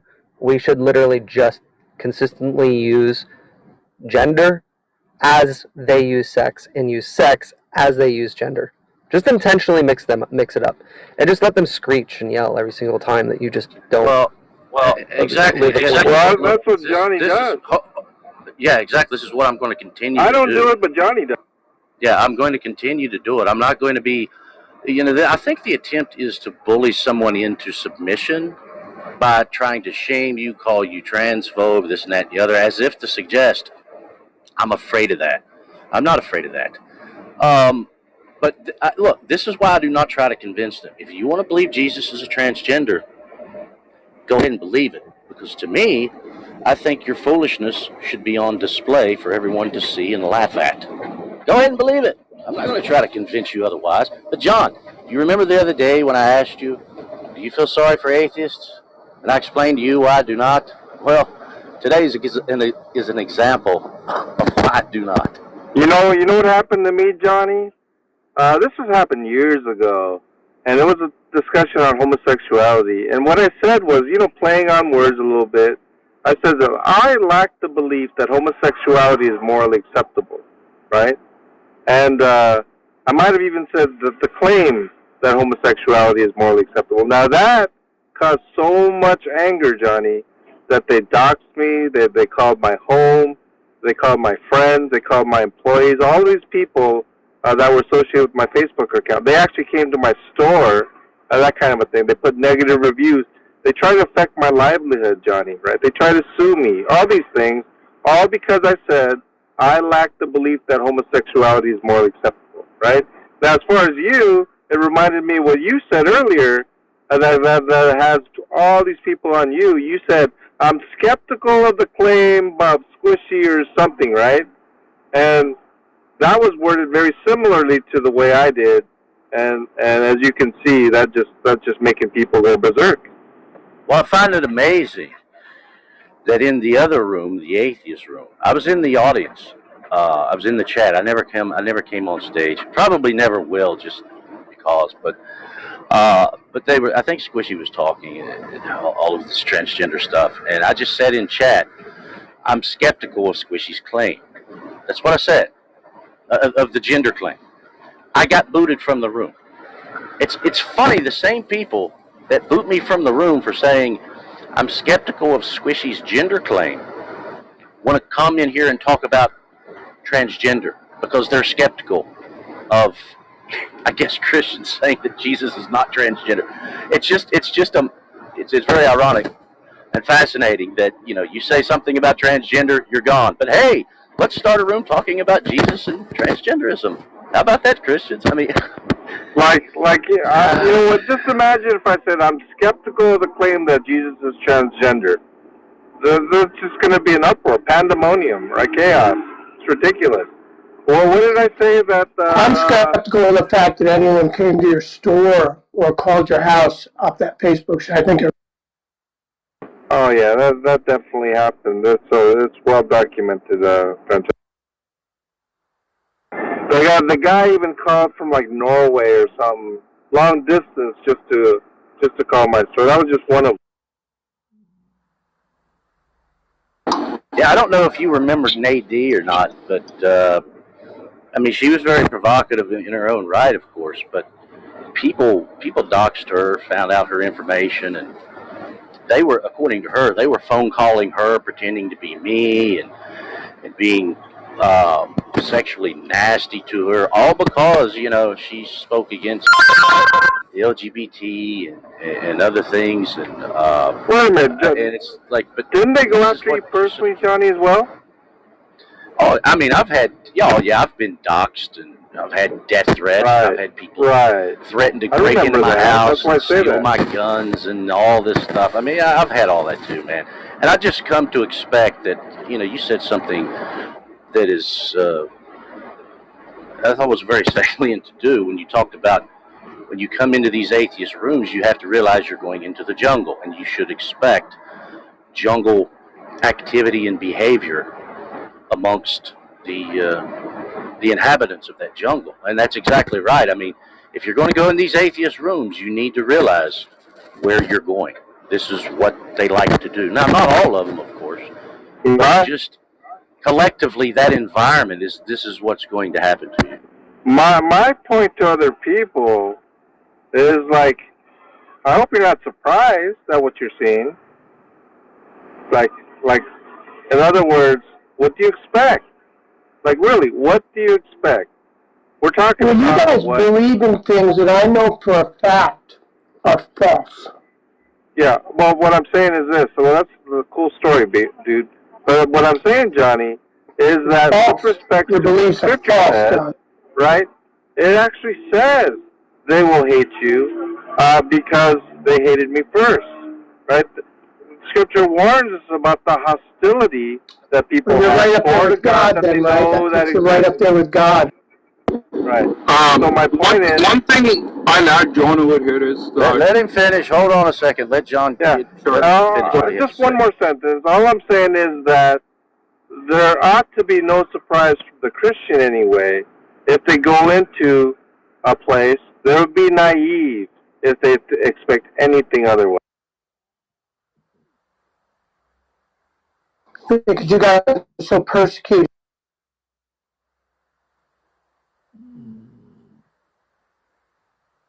Are you in denial of it, Francesco? What percentage of the United States is Christian? I just asked you a question. You're asking me a question. Yes, so I'm clarifying. What percentage of the United States... Yeah, I deny it. What percentage of the United States is Christian? What percentage? I think it's currently about 63% or something like that, Francesco. So that sounds like a persecuted minority to you, right? Yeah, Francesco, you're talking about something legally here. You're denying the fact that what John is referring to is if you go into these groups, these forums with atheists, here's what you should actually expect to happen. That's what he's saying. You guys are just false. Your claims are false. Hang on, sir. Francesco, I've been to all 50 states, right, and also a lot of the Caribbean islands, right? When you go to somewhere like Bahama, for example, you will have the Christians be like 95% of it.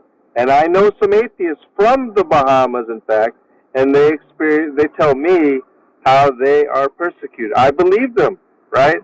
So this is what you're talking about. When you go to the Bible Belt, I hear about certain people, individuals living in small towns, about what they go through. Are they persecuted? Yes, I would say that they are. But what I'm talking about, Francesco, is not that at all. What I'm talking about is these particular rooms, which usually have like a debate group. You're persecuted in an internet chat room? Are you kidding? So in other words, well, this is where we're at. We're in a social network, right? And so within those types of rooms, right, on the internet, Francesco, they're about anywhere from 85 to 90% atheist and 10 to 15% theist or Christian, right? That is that type of imbalance when it comes to the mods and the where you are, what rooms you go into, though, right? I'll give you an example. You go to a Tom Rabbit room, right, or a Haiti room. You will find that there's maybe, on any given day, maybe 40 people in the room. Of those 40 people, you might find just a handful of theists, if that. You might find just one theist or Christian on stage. When that first theist is not on stage, your argument is Star Wars. Bullshit. Holy cow. My point is... So don't go in if you don't want to talk to atheists. No. You're missing the point. And so the people that do go in, whether it's Pedro, who no longer wants to come to, Clubhouse, or just certain individuals that have come from outside of Clubhouse go into these rooms. And even the Christians that we have now, they tell me that they will never go into the rooms, right? And that's what they've decided. And why? Is because they have gone into the rooms, Francesco, and because they've been bullied, they've been muted, they've been kicked, they've been dogpiled on, they have been persecuted. Oh my God. Persecuted, right. Falsely said all kinds of things about them. So these rooms are for like discussions, right? What he's trying to say is that you guys actually instigate toxicity. You kind of propagate toxic behavior in your rooms. Yeah, right. I ended up on these rooms because I heard people like Darth Dawkins and Matt Yester in Discord and on YouTube, and I was appalled that a Christian in the world would talk to people like this. It's disgusting. And hold on. Right. And there's an entire thread. There's like hundreds of people that take after these types of apologists, and it's disgusting. And they're young men, most of them, and they follow along with this toxic bullshit. Yeah, I'll tell you right now, I am not a toxic person, and most of the people I talk to on here are not toxic. Okay, I'll say this, Francesco, right? Let me say this. Yeah. But John, I mean, one point. Let me just respond very briefly, right? Just one point. I know. John, I think go ahead. Okay, go ahead. Yeah, I was just going to add this point that I think Darth is a bad example because he's doing exactly what you are going to actually, see in the atheist rooms. He would mute people, he would throw people down, and his rooms also have like close to 40 or 50 people at a given time. You know when they do it? They do it when they challenge their view. Could I respond? They make it up and do a bunch of other bullshit. Hang on, Francesco. I've been waiting for my turn, okay? It was not your turn, okay? I waited for you to finish. Doctor wanted to speak. Go ahead. Let him speak. Thank you. And so when I met you, Francesco, nearly a year ago here in Clubhouse, I remember talking with you. You came from Discord. You were known as Aristotle. All of these, you know Darth Dawkins. You followed him around on in Discord. You heard that he came to Clubhouse. You're incorrect, fucker. Hey, listen. I was on Clubhouse before anyone else came here. I was on Clubhouse doing other kinds of business on here under my real name. That's why you know my real name. Okay. Then Darth showed up here. Okay. So whether you were on here under a different name or this, I'm just talking about when you were under Francesco. I specifically remember that conversation was that your intentions were to troll Darth Dawkins. This is your words, not mine. You acknowledge this. Not only so, I've met about I would estimate at least 30 people that have come from Clubhouse, come from Discord, specifically to troll Darth Dawkins, quote unquote, right? And so I don't know of a single Christian that says, let me go into these atheist rooms to troll these atheists, these reprobates, these heathens, right? These hell-bound people. Like, I don't see anyone talking like that whatsoever, and yet I do see atheists admittedly claiming that they're here to troll Darth Dawkins. And not only so, they seem to think that he has it coming. They think they're justified in that. They think that,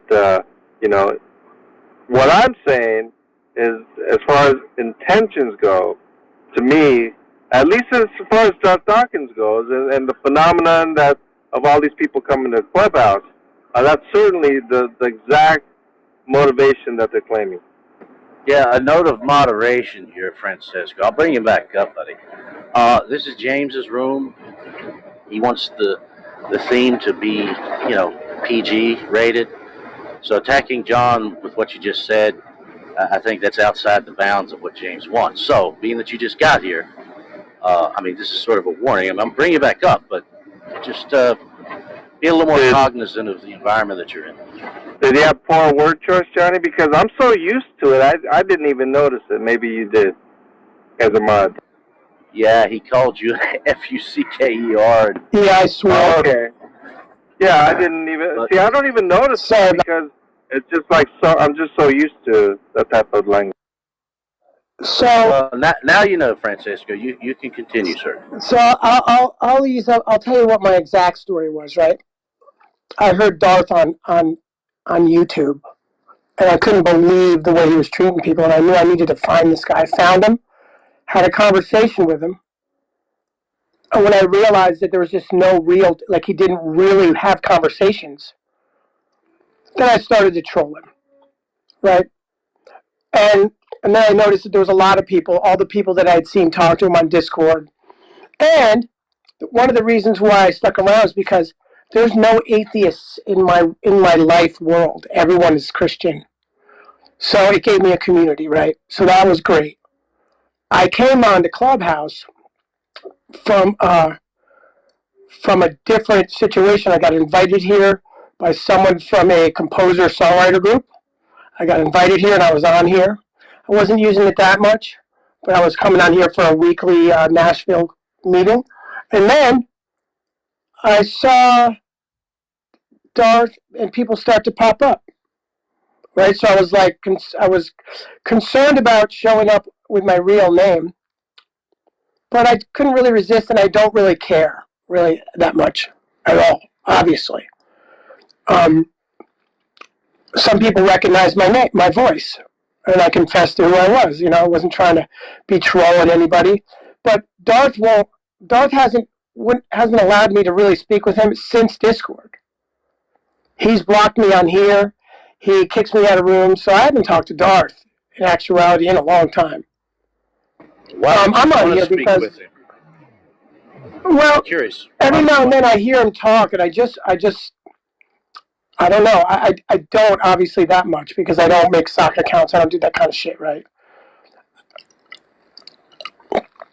I would like to speak to him because I just can't believe the things he says to people. I just want to tell him off. Really, that'd be the only reason. So, and I know that has no value, and he doesn't care because I heard him in a video this morning on Discord, and he's doing the exact same thing he always does with a new group of people, a new bunch of minions, and he's a grown man, and it's sad. Do you think it's unbecoming of a Christian to do that? Absolutely. Oh, very interesting. I don't think it has any value. I don't think it helps people want to be Christians. Let's leave it at that, right? But you guys don't think that matters, so your guys' view doesn't have any of that stuff, so it doesn't matter to you. Yeah, I could care less what an atheist expects of me, but I mean, right, exactly, because you guys. Let me just. Sir, well, I wasn't done. I let you speak the whole time. I wasn't done. Yes, you were done. Because you started talking. Go ahead, John. Go ahead. Yeah, exactly. And so, with respect to you and I, Johnny, you and I are completely aware of people wanting to tell us off. I mean, Facebook clearly, what was the motivation of a lot of people? They wanted to tell us off, right? Because of what? I wouldn't Because pull we, Johnny into you with us, because John, people tell you off because you are dishonest. Johnny is pretty consistent in his position, but you are not the same as Johnny. Yeah, I'm talking with Johnny, and Johnny knows exactly what I'm talking about.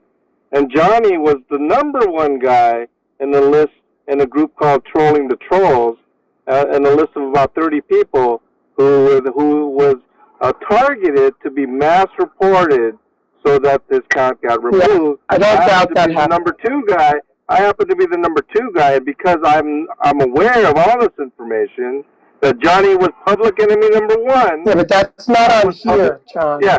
So what I am saying is that what Johnny understands is people wanting to confront him to tell him off. I think Johnny once said, like, I could be just smelling a rose or something and then just start screaming at me or something like that, which is true. Literally, people were so upset at him that they were trying to search for him. They were trying really to honest. This is like my honest opinion. I know you don't care about my opinion. Now, a lot of the things that we were hearing was that you ought to act like this, you ought to be more like Jesus, you ought to be more Christ-like. They'll bring up verse after verse after verse. It's like, yeah, like who cares what you say? Like, like if you're so concerned about it, if you're so concerned about Jesus, then maybe, or you might want to consider Christianity. This is the attitude that is really repulsive. Hang on, one last sentence, Francesco. It is like Johnny and I were talking about this, and it seems to me you guys are in recognition that the teachings of Christ are good and that God is good. I wouldn't go that far, John. Most of us, I'm sure all of any atheist that I know doesn't believe the Bible is true in its spiritual stories, all right, or any of the supernatural stuff, right? So we'll just, what really bothers me the most, this is what bothers me the most about some Christians.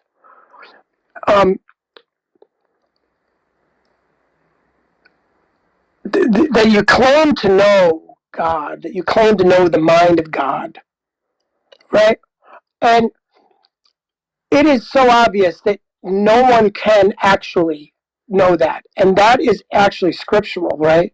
You can't know the mind of God. You guys claim such certainty with such an arrogant attitude. That's why people troll you. That's why people fuck with you. Because you're assholes in that way. You're not honest. Yeah, it does. Yeah, but Francesco, I mean, look, as far as knowing the mind. Well, one second. Oh, go ahead. No, sorry. Yeah, sorry. No, you're right. The thing about knowing the mind, I mean, look at it similarly. We can know a lot about the mind of James Madison, for example, one of our founding fathers, because he wrote the first 10 amendments to the Bill of Rights. So if you read that, it will give you a glimpse into the mind of that man. And we have 66 books, a catalog, a library of the mind of God here. And I recommend you do some historical to getting to know God personally. But yes, you can have a bit of an understanding into the mind of God. Yeah, let's see.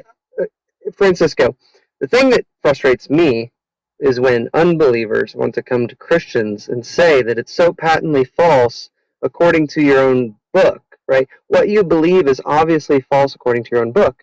And I'm going to read to you a passage of Scripture that's going to make you look like an utter fool. It's going to gaslight you, right? It's going to gaslight you. No, it's not going to. No, it's not a gaslight. It's not talking about you. It's talking about us.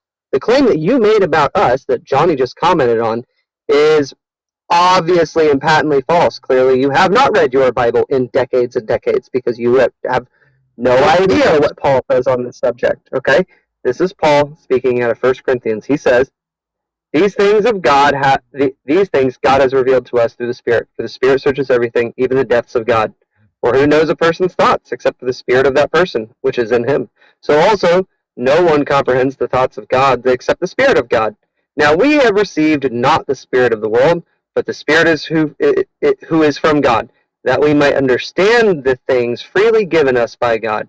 And we impart this in words not taught by human wisdom, but taught by the Spirit, interpreting spiritual truths to those who are spiritual. The natural person does not accept. Hold on. No, wait. I'm not done. The natural person does not accept the things of the Spirit of God, for they are folly to him, and he is not able to understand them because they are spiritually discerned. The spiritual person. Wait. Stop talking. You have such a bad habit of interrupting. Just listen to the verse that I'm reading to you. Okay. I'm trying to convey the meaning. I'm trying to convey some meaning. Okay, so I'm going to restart that sentence because I was cut off. The natural person does not accept the things of the Spirit of God, for they are folly to him, and he is not able to understand them because they are spiritually discerned. The spiritual person judges all things, but is himself to be judged by no one. For who has understood the mind of the Lord so as to instruct him? But we have the mind of Christ. And who is Christ? God. Yes, we have been given revelation by God. We have the mind of God, not meaning that we are omniscient, but meaning that what truths God so chooses to disclose to us uniquely apart from unbelievers, we know truthfully. We have the mind of Christ. So now, First Corinthians hold on. 2 is Tell really me, says it tell all. me, hold on. He was reading to me. Tell me why you believe that to be true. What's your justification to believe that? Well, for example, and I'm going to cite this article as an example. When we say male, believe it. I'm telling you why I believe. I am answering you. The reason that I believe that is because I'm able to see common sense principles in the world that are patently true, right? For example, this is a link that I'll share at the top of the page. If none of them, if either the mods can make me mod, or I can send it to them back channel, they can tell me. But this is the abstract of gender differences in personality across 10 aspects of the Big Five, something that everybody else was arguing against earlier. This paper investigates gender differences in personality traits, both at the level of the Big Five, the sub-level of 2 aspects within each of the Big Five domain. Replicating previous findings, women reported higher Big Five extroversion, agreeableness, and neuroticism scores than men. However, more extensive gender differences were found at the level of the aspects, with significant gender differences appearing in both aspects of every Big Five trait. For extroversion, openness, and conscientiousness, the gender differences were found to diverge at the aspect level, rendering them either small or undetectable at the Big Five level. These findings clarify the nature of gender differences in personality and highlight the utility of measuring personality at the aspect level. Okay, that is what we've been arguing the whole time. Yeah, but why do you? That doesn't answer my question at all. Because what we are saying is that Scripture? Because Scripture testifies to the fact that men and women are separate and should remain separate, and it is a part of God's plan. Right? We see that, and then we see like people try to eradicate. Why wouldn't Scripture say that? They didn't know anything about this stuff. They had no knowledge. Yeah, no, you're not understanding. They just saw men and women, and they had a similar aversion to homosexuality and transgenderism as people do today. Yes, because it's common sense. No, yes, it isn't. Of course, because you have population collapse. Common sense doesn't help. Yes, it does. Get information. There's people who have common sense that have done dumb things for their whole life. That is not. No, of course, dude. But we're talking about what is actual common sense. If someone who apparently has common sense does something dumb, did that person act? Hold on. Did that person who did something dumb act in accordance with common sense? Obviously not. There are exceptions to the rules, but when we establish what is an exception and what is a rule, that is exactly the same thing that we are doing with biological traits, like psychology. Biology determines certain aspects, elements of the Big Five. Okay? That's what it does. There you go. I shouldn't even have to post this study. Well, it's one of the reasons I believe Scripture. It's one of the reasons I believe Scripture. Listen, if he believes in Scripture, why would you even care, right? So, like, because you guys use it as if it's truth, and it's not true. Let me tell you one thing, okay? Listen, Jake is a Muslim. He believes in Islam. He believes in the Quran, right? I don't ask him like, well, what is the justification for you to believe in the Quran? Like, why aren't you behaving more like Muhammad? Like, you ought to behave more like your prophet. Oh, God, John, I don't come on. say these things. You see how pathetic that would sound? No, you sound pathetic, John. No, I'm asking you, would it sound pathetic if I did this? No, it would sound like you wanted to know. Yeah, I consider it pathetic, and therefore I do You not just do it. bail on the idea of having a position, John. In other words, I don't see Christians at all going like, why aren't you acting like your prophet? This is a stupid statement. Is that why you don't go to church, John? I do go to church, sir. How do you go to church when But you're my on point here is this. 24 hours a day? Well, I'll tell you, the real... Does your pastor know you're on here arguing with atheists all the time? No, a lot of things my pastor doesn't know. But my point is this, or actually he does know that I've been on social media for a very long time. But that's beside the point, right? My point pastor is would have told me not to be on here talking Francesco, like my point. Listen, you're a failed Christian, dude. You act like you're supposed to be doing these things, okay? Like you're saying, you're like a bankrupt. You're like a bankrupt guy going, well, my business, partner What's would the have said I difference would have between me and to you, my John? boss or whatever. Yeah. And so all I'm saying is this, Francesco. You seem to have a lot of expectations about how Dawkins What's the difference between you and me, John? what we ought to believe, what we ought to be skeptical of, or how we should be humble, and then You say say we the same don't thing, know. son. You speak the same kind of language. Jesse, what I'm saying, Francesco, is what Jesse read was 1 Corinthians 2, where you kept interrupting him. I don't care about that, especially when he got to verse. Especially when he got to verse 14, which was the punchline, right, about what you cannot understand and what those who have Right, John. I'm a failed Christian, right? I didn't know it is a simple issue of the fact that you are arguing that we do not have the mind of God. No, you can't. You can't. Okay, so then that's fine. You can just make an assumption. Just because Paul, hold on. No, I'm going to mute you real quick. It's not just because Paul said it, okay? You said that our Bible does not say what we say. You said, in fact, our Bible is patently evident that it proves us wrong. Our Bible says we cannot have the mind of God. And yet, 2 Corinthians, I think it's 2:16, says specifically, we have the mind of Christ. This does not mean theosis. It does not mean omniscience. It does not mean those things. It just means what it says. We have the mind of Christ. Christ is God. You saying that we cannot have the mind of God or know the mind of God is patently false, based on one sentence of which you said was not there. Yeah. Couple of things, Jesse. Yeah, he left, and another thing is 1 Corinthians chapter 2. This guy just, I've listened to him for a while, on a bunch of different occasions. He sounds like he's got a lot of resentment towards a lot of Christianity. It's just a lot of it. There's a few of them. He's one of them. It's usually a lot of them are former Christians, many years, in fact.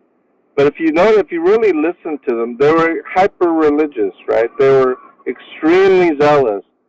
And so usually what I find, people do not have the even-keel patience and self-control and all of these fruits that the Bible talks about. Usually they end up leaving Christianity because of what they expect, they don't get. They blame God for it. They're angry at God. Yeah, this guy is very hurt, John. You can tell. Very, very much so. In fact, a lot of people are, Jake, a lot of people are very hurt by what I would say is their belief in a false God. They didn't believe in my God, right? They weren't worshiping my God. They may claim that they worship the very same God that I worship, but I don't accept that for a second. I agree with them that they believed in a false god, that they worshipped a false god, and that they were delusional. I agree with that. And the only difference is that they think that what they worshipped was exactly what I They were worshipped. blinded. They were engaged in the Cartesian scenario of false belief. What they thought they believed in turned out to just be a little placard of God off in a distant field. They said, "Oh, that's God. I believe that's there." And because it was an idol all along, when they approached that false God closer and closer, they could then suddenly tell that the attributes of that thing were waving like a cardboard, didn't bob, didn't move around, and they said, "Oh, I've been duped." Therefore, instead of continuing to look for other possibilities of God out in the world, they say, because I've been duped once, right? There can be no other God out there, right? There can be no true God. Exactly. And that's what it is. It's idolatry.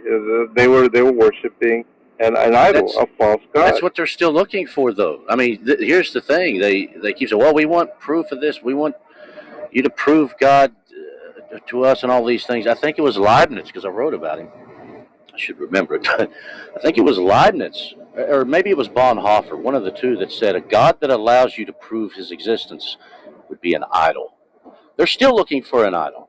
But here's the thing, too, though, John. You'll hear people like Francesco, and remember I asked him that question. I said, did you find it appalling for Darth to be behaving the way he does as a Christian? And he says, yes. You've heard people say to you, oh, John, you're not, practicing and displaying the fruits of the Spirit. You should be more like your Jesus. They're telling Christians how they ought to behave, but then in other arguments, they're trying to tell us how God ought to behave. God should eliminate this. God should prevent that. God should have created a better universe. These numbnuts think that they're in position to be the judge, not just of Christians, but of God Himself. And again, I don't try to convince them of anything, because I think, as I said earlier, their foolishness should be on display for everyone to see.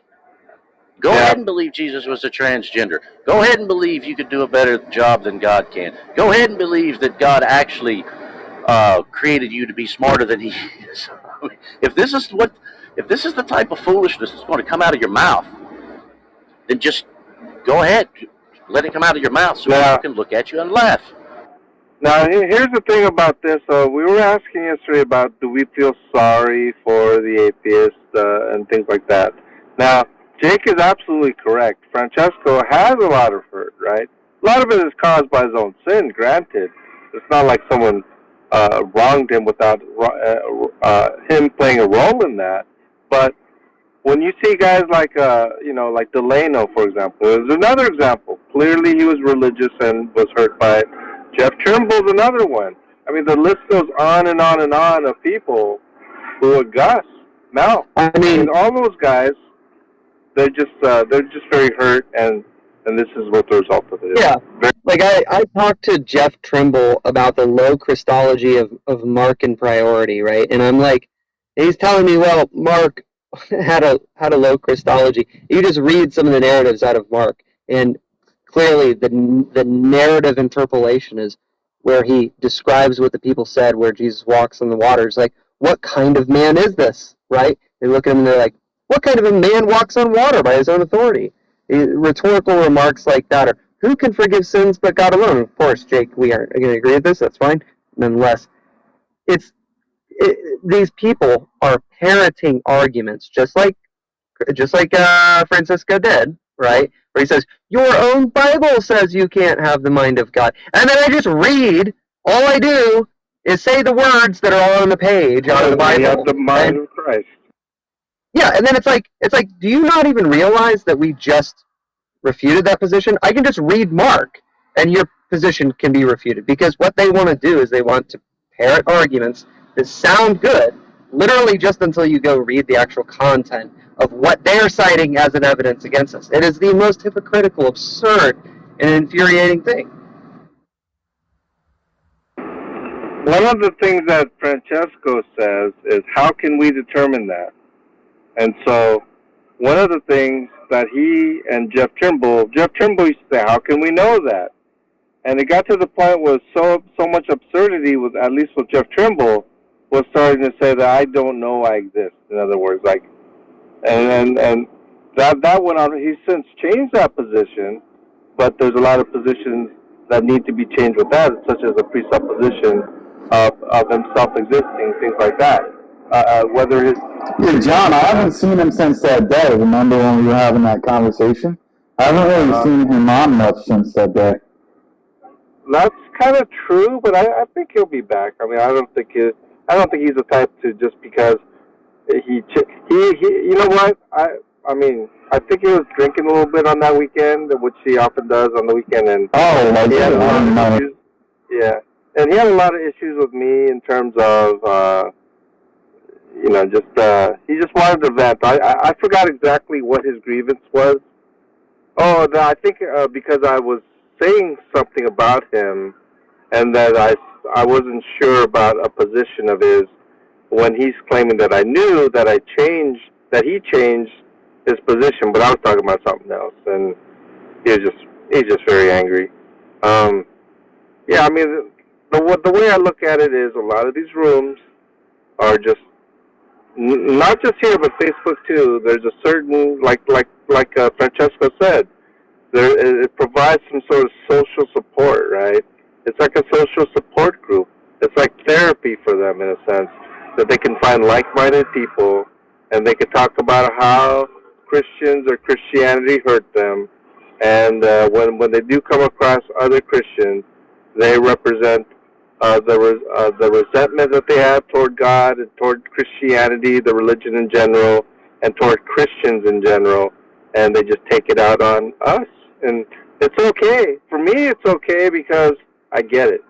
And so, like, I'll be that punching bag. I don't really care about that in that sense. And so I try to interact in a way of understanding. Now the question is, do I have the wisdom to be able to interact? I think it's just a learning process, and I think that I have learned certain things, but people are so affected by it that it's not a reason thing. It's a spiritual thing. And that's how I look at it. I don't approach it from reason. So to be clear, John, do you feel sorry for atheists? You remember I told you that when you asked that I was thinking about it, and I continue to think about it? I think I'm still thinking about it. Okay. Maybe, I don't know if Matt Adams is available to talk right now. I know he's working and whatever, but if you are, Matt, the question is the same for you. Do you feel sorry for atheists? I think I'll put it this way. I think I do feel sorry for,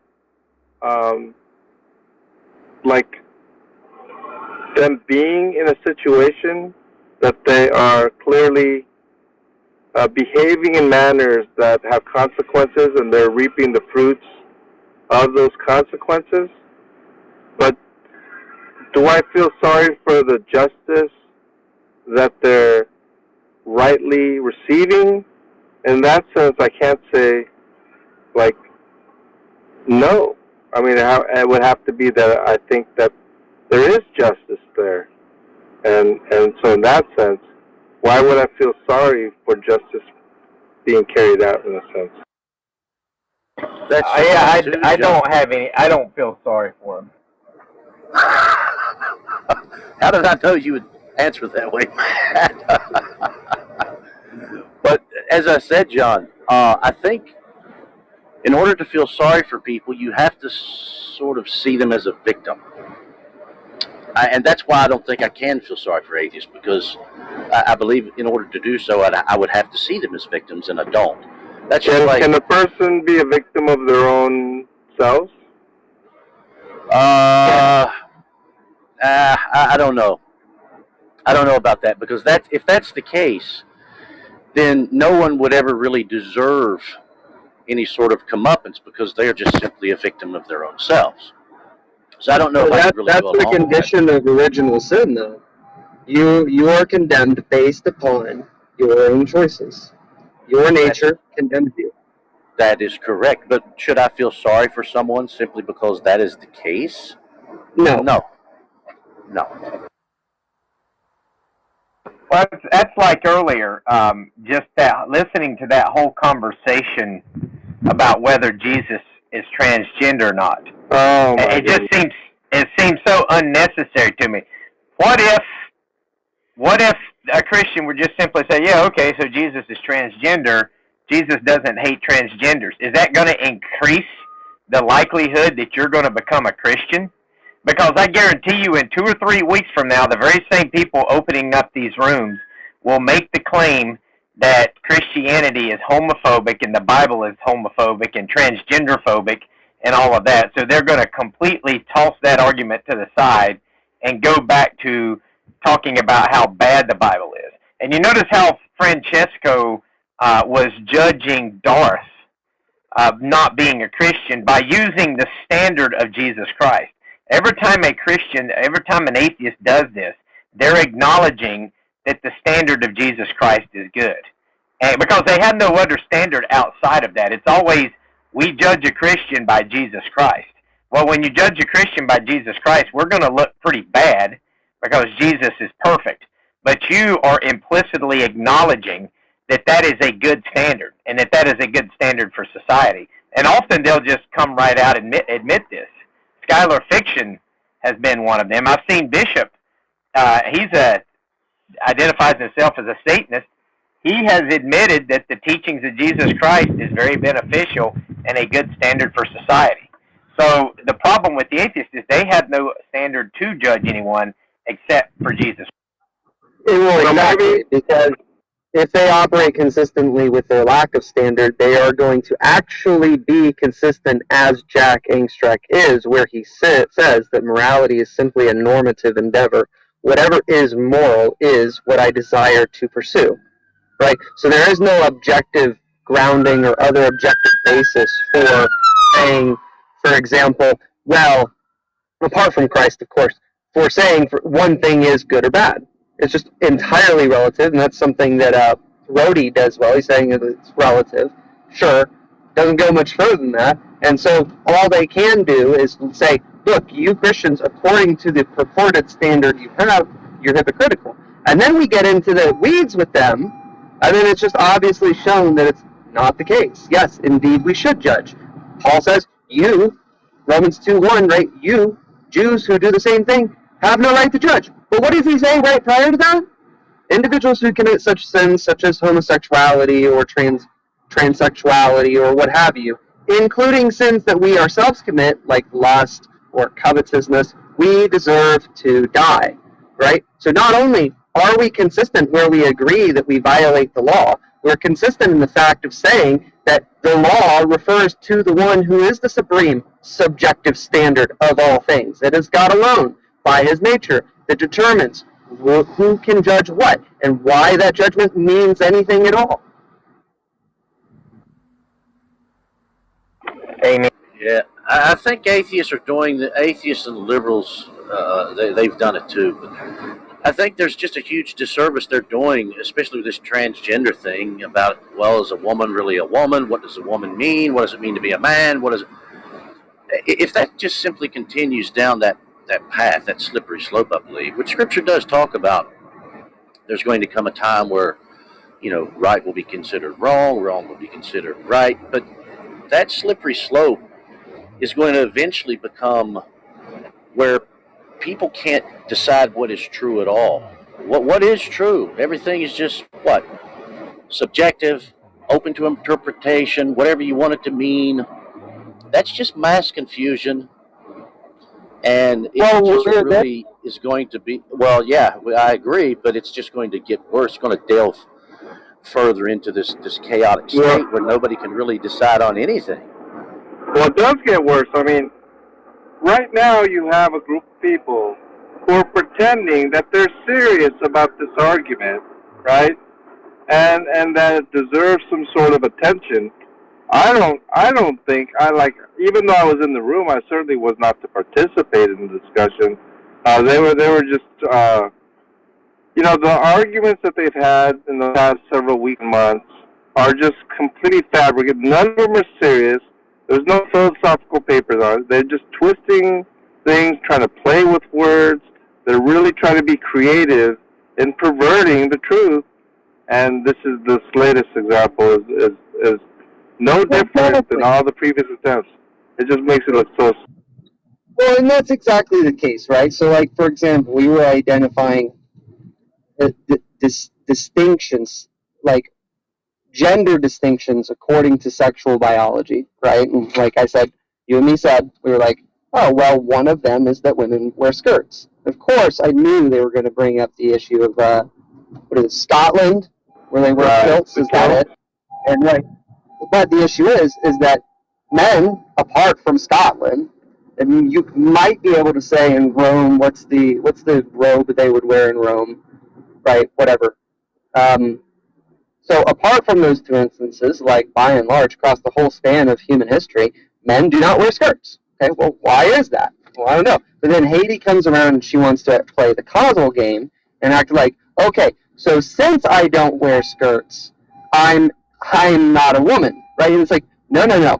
I'm not creating an equation of sentential logic, right? I'm not saying A equals B, therefore if not B, then not A, right? We're not doing sentential logic there. We're saying that there are strong correlations and that there must be some kind of connection to these correlations because they occur like 99% of the time. Now, if for example, that if we wanted to say, is there a causal relation or not, then typically, all that the Christian has to do is show where the causal chain is actually broken due to sin. I mean, that is the whole biblical argument, right? If, for example, an individual comes out androgynous, right, or he's some kind of mutation of intersex, right, he has XY chromosomes, therefore you call him he just on that basis, but he does not have male genitalia. Well, obviously it's a mutation, because clearly, according to evolutionary theory, him lacking genitalia certainly has no telos, right? There is no benefit given to that person by him lacking genitalia, right? It's not a pragmatic end. There's no function in that. It's just a mutation. Because if that person had genitalia, right, then that person would actually be able to engage their choice as they so discerned. Do you want children? Do you want to be married? You have that ability. It's the same thing. It's the same thing. That's why we look at, for example, homosexuality as a moral mutation, because in that state of affairs, you do not have the liberty at all to be able to have biological children within your own household and have a biologically oriented nuclear family, right? So it's all about at what point are you going to cut the moral Achilles tendon between the foot and the head?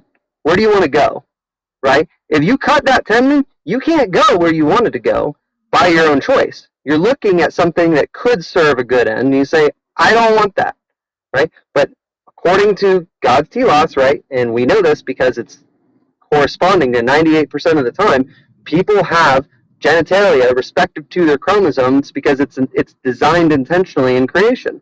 There you go. That's all you have to do. You don't have to, because they want to keep inserting some kind of causal basis for things. Oh, well, if there is a woman who's actually assertive and she's not agreeable and she has a low level of general conscientiousness, does that then mean she's not a woman?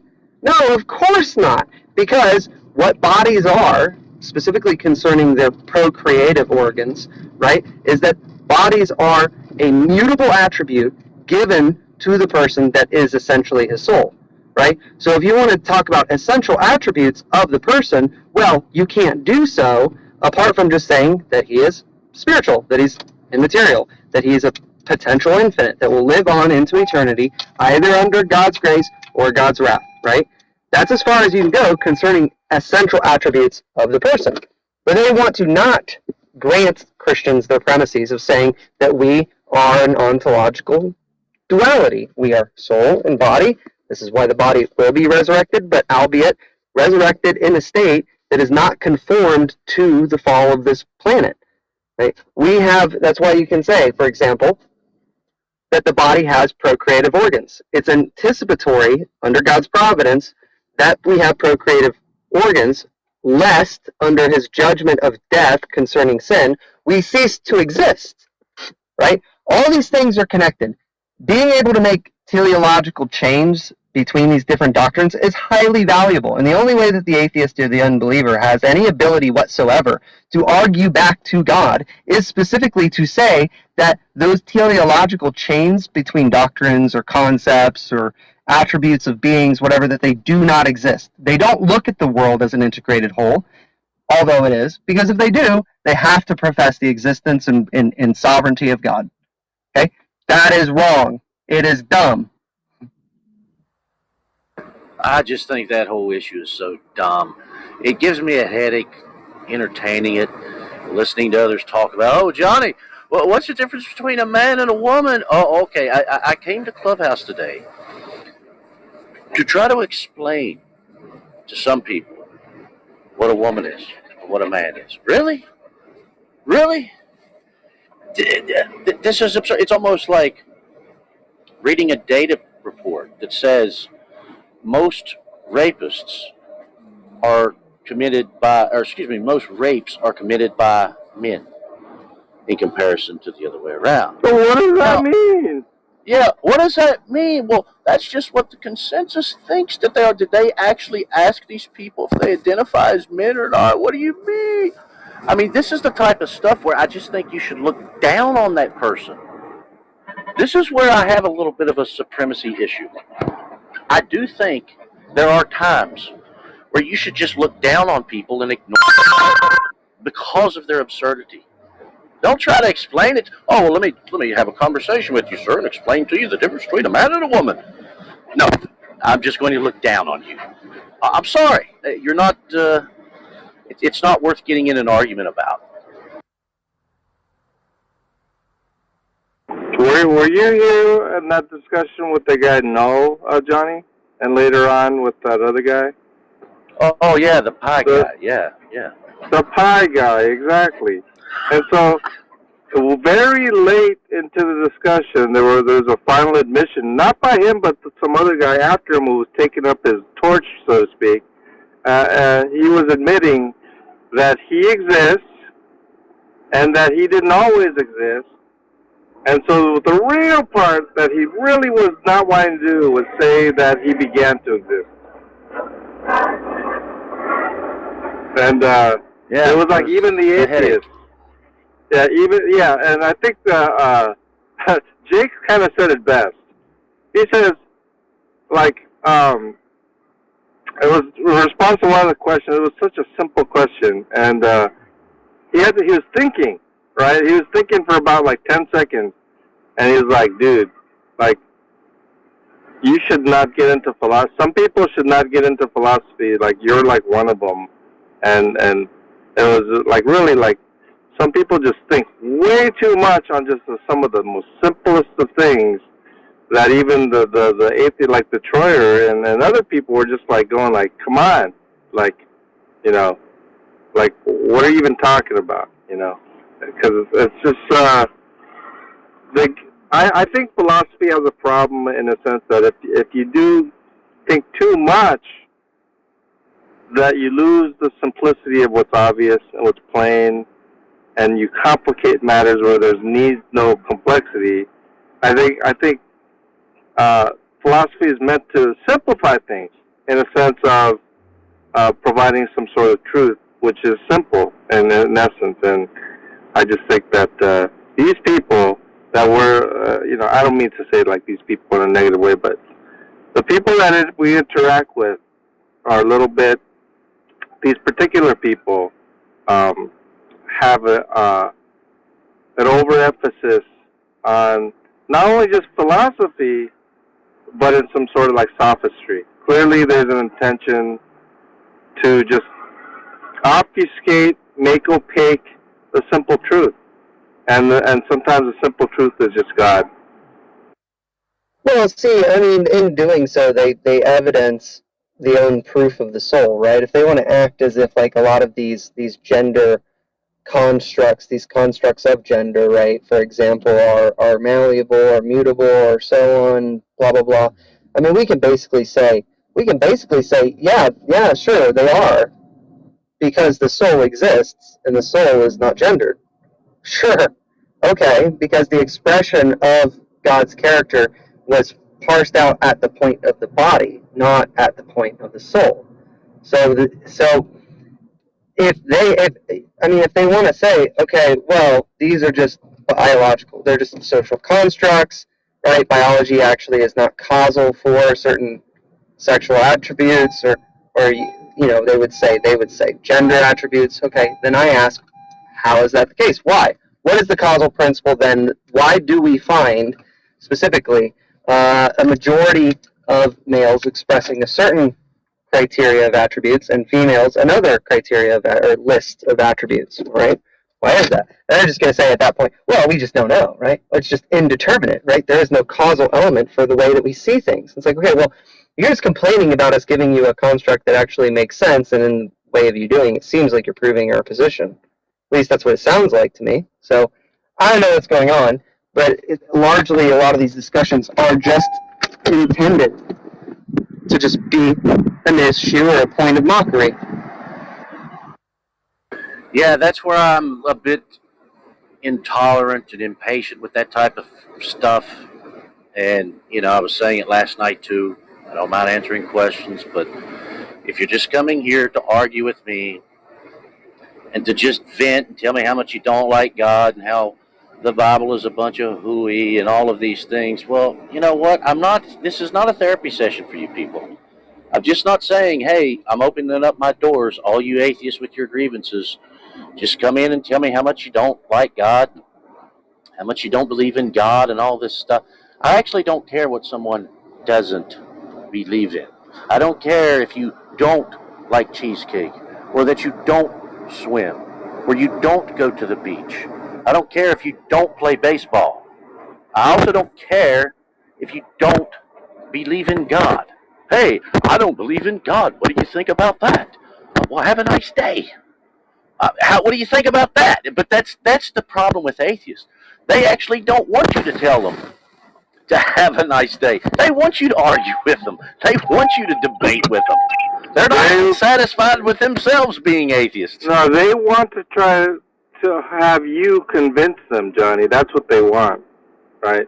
And when you're not interested in trying to convince them, they want to argue with you on why you ought to try to convince them. This is how ridiculous it is. Yeah.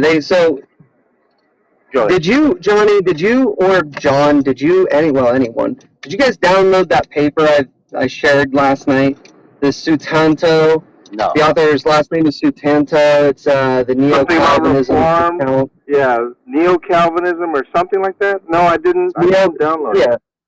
Neo-Calvinism's account of general revelation, and it's largely a review of Herman Bavinck's understanding of general revelation as a precognitive knowledge of God's being, right? It's not a propositional knowledge, it's precognitive, it's not an articulation of propositions concerning God's attributes or whatever, but I would highly recommend.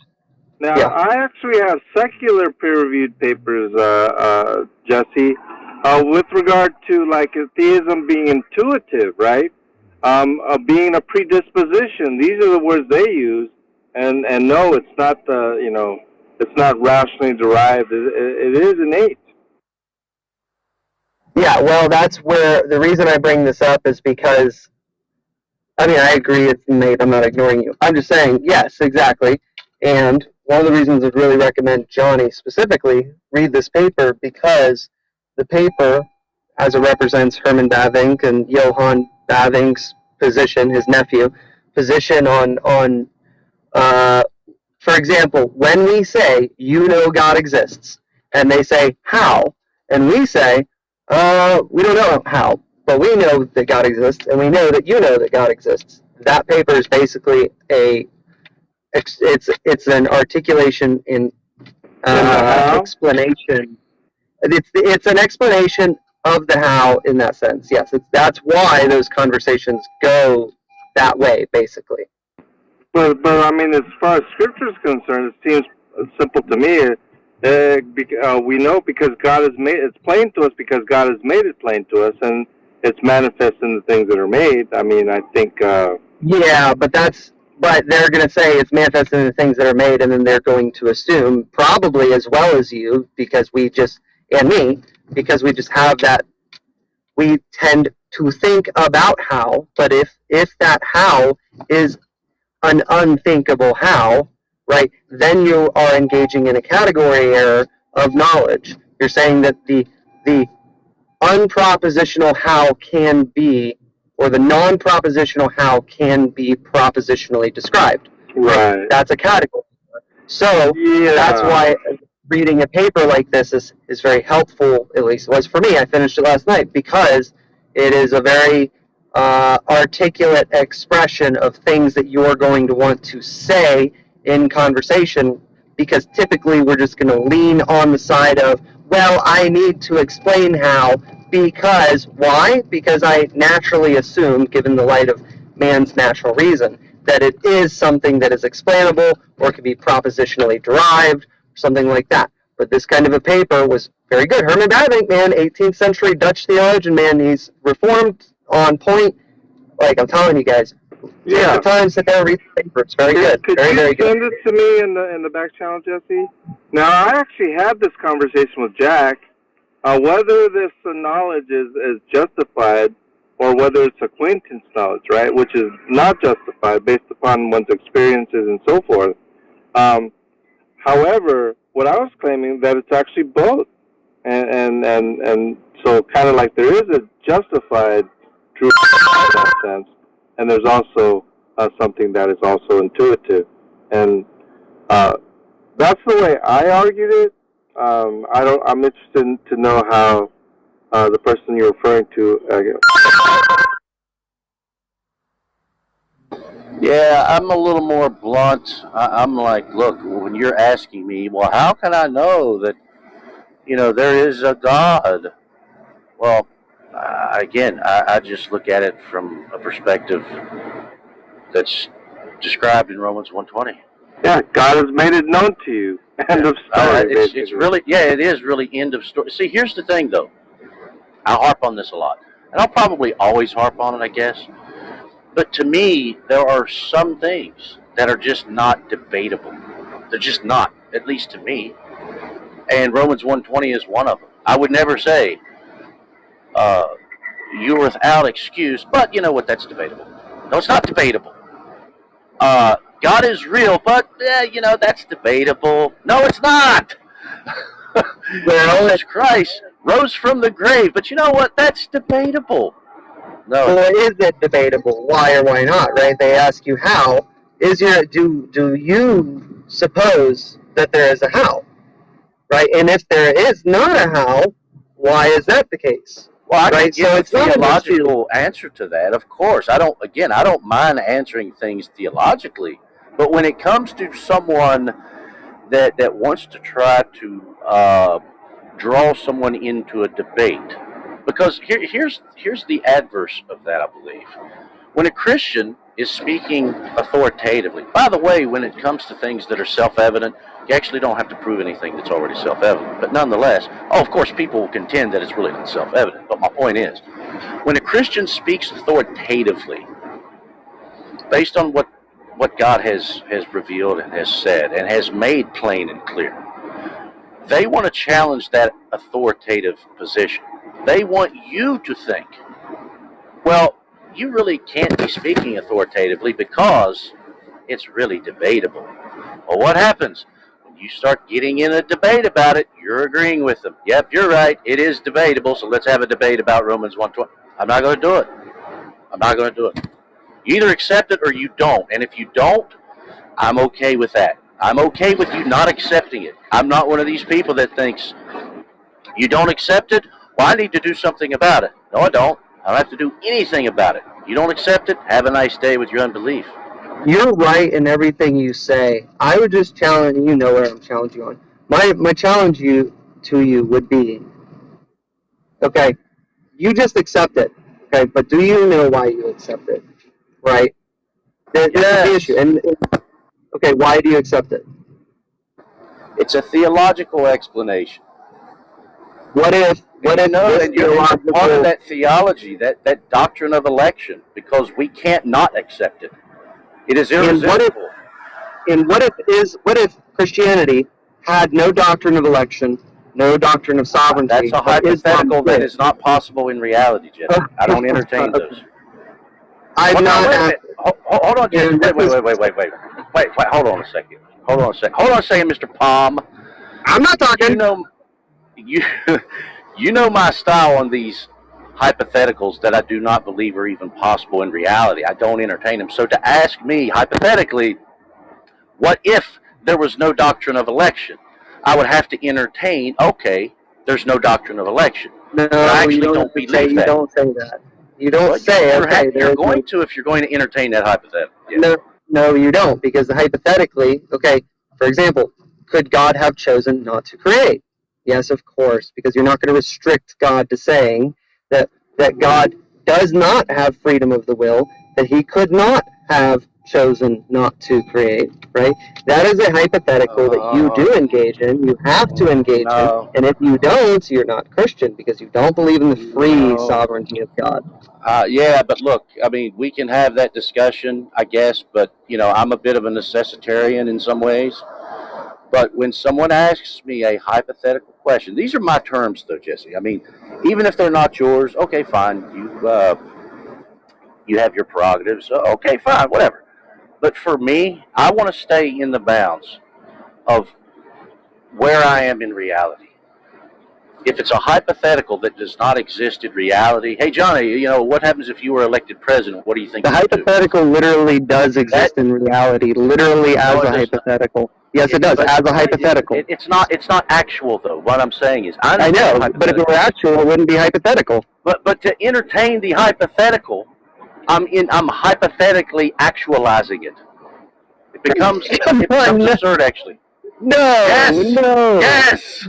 I love you to death. I love you so much, Johnny, but you're so bad at this.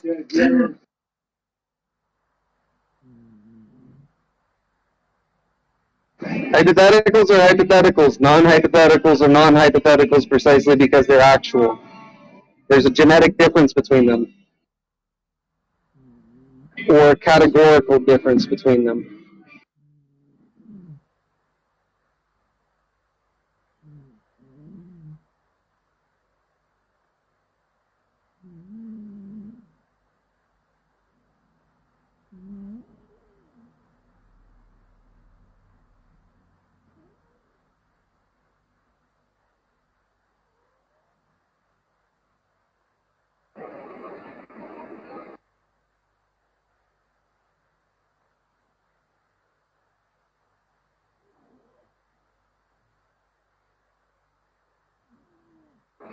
I don't know. Was I on mute the whole time I was talking? Huh? Yeah, you were muted. I was wondering why it was so quiet. Oh, no, I was talking the whole time, and I looked down. I thought, was I actually on mute? No, I'm saying, for my preferences and my prerogatives, Jesse, I want to stay in the world that I see as actual, not a possible scenario that I don't think is actually possible. I don't look at it in a sense of, well, let's just, for the sake of argument here, imagine a world where there is no doctrine of election. Well, I can't imagine that. But you know why? Because there is no world like that. I wasn't saying that imagine that there was none. I was going to say, imagine that there was no doctrine of election in Christianity, but there was. I can't imagine that. Then that's not Christianity. Oh my gosh, but that's like the ghost thing. What's the kid's name? The Noor, the negative. What is his name? He was arguing with Steve last night, and he was like, I can't imagine a ghost because to him, like, he couldn't imagine a ghost because it didn't operate within his frame of reference of physicalism, right? And I was saying, okay, well, that doesn't mean it contains a contradiction, and it doesn't mean that you can't imagine it. You are just dictating the terms by which a possible thing can be conceived, right? That's what you're doing. That's an atheistic way of thinking. Is that you're no, it is not. It's my way of thinking. Yeah, that's what I said.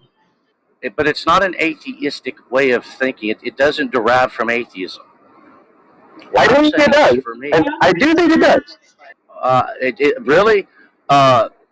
not being able to entertain something derives from atheism? No.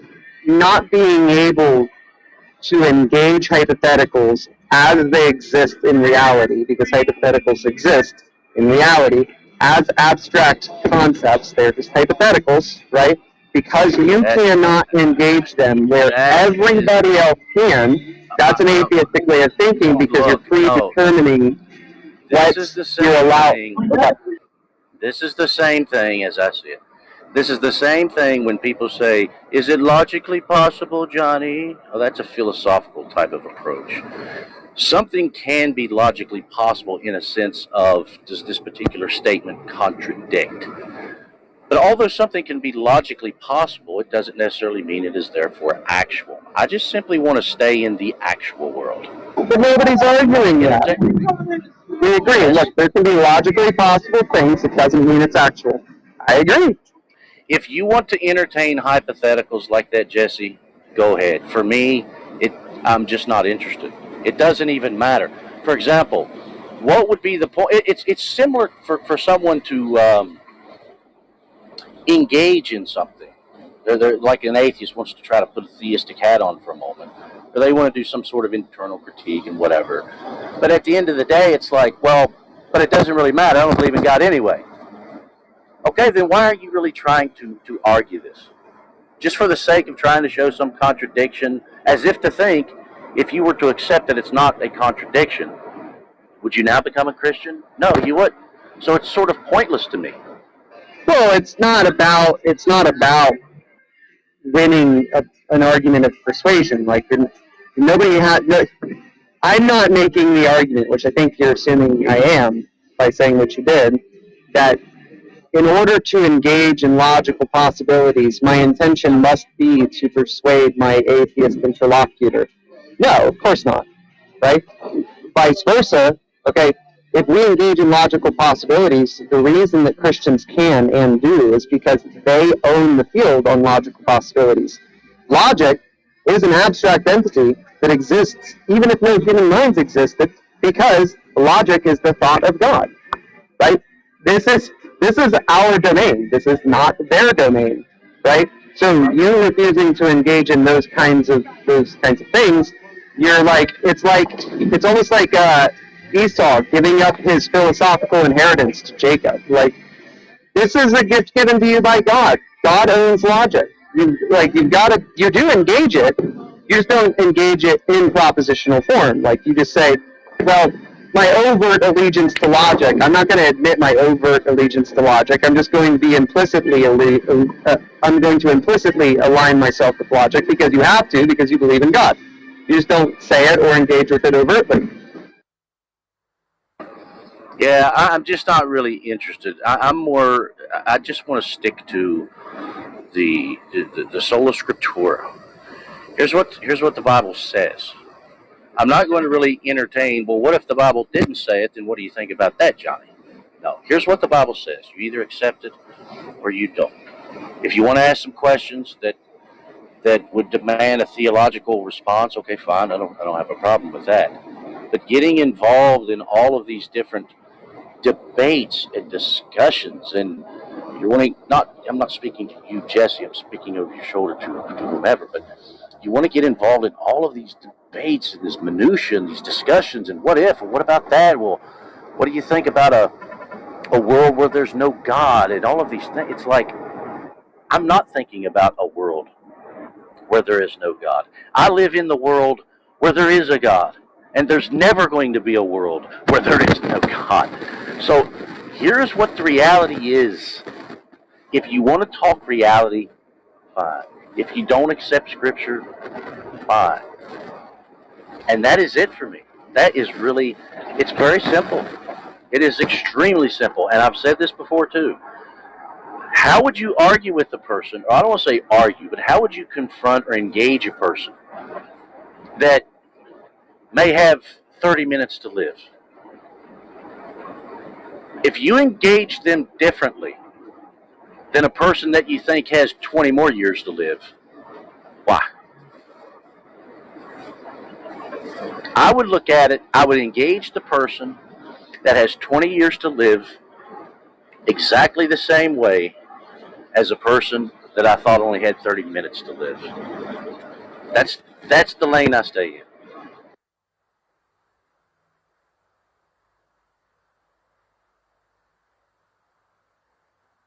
Yeah, you're good. I'm mostly listening.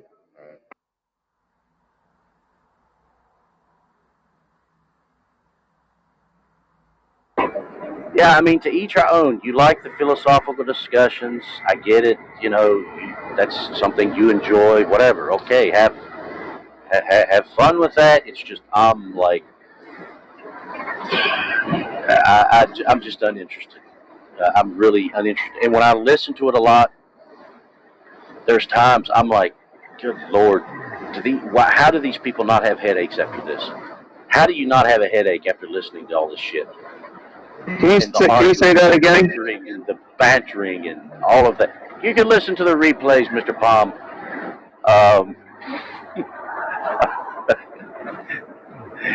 Anyway, yes, Daddy. I just have a different approach, sir. Yeah, I mean, John, I don't have an interest in a lot of this stuff, that's for sure, but they also try to suck you into these discussions, too. It's sometimes I do get sucked in.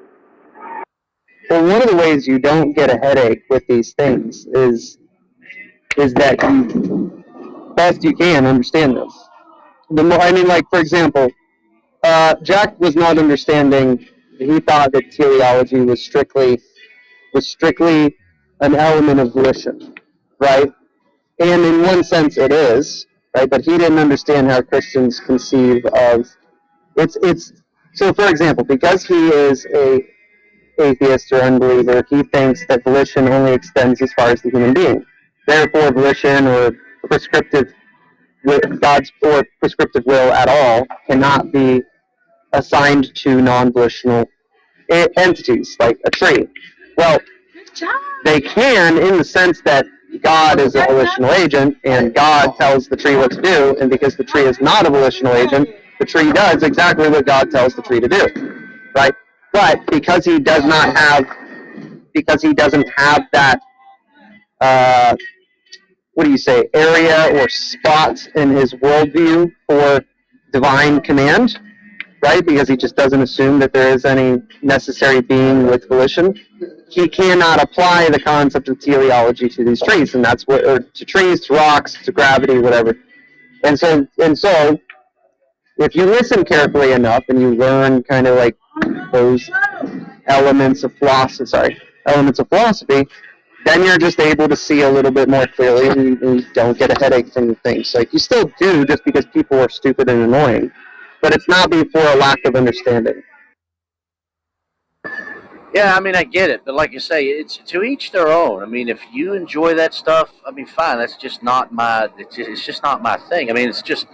I mean, a hypothetical. It's just another form of a proposition, and that's fine. But with any proposition, the one you're proposing it to is not obligated to entertain it. It's not one of these things that says, "Well, I have a particular proposition, this hypothesis that I'm putting forth, and you have to entertain it." No, I don't. Others may. You don't. But correct. Just because you put forth a proposition does not demand that it be entertained. I think a lot of people want to demand that it be entertained. I'm just one of these people that says, demand all you want, I don't have to entertain it. That's simply just my prerogative. The irony is, Johnny, is that you are presenting yourself to the unbelieving demographic that strictly operates in the realm of philosophy. You're dealing with atheists.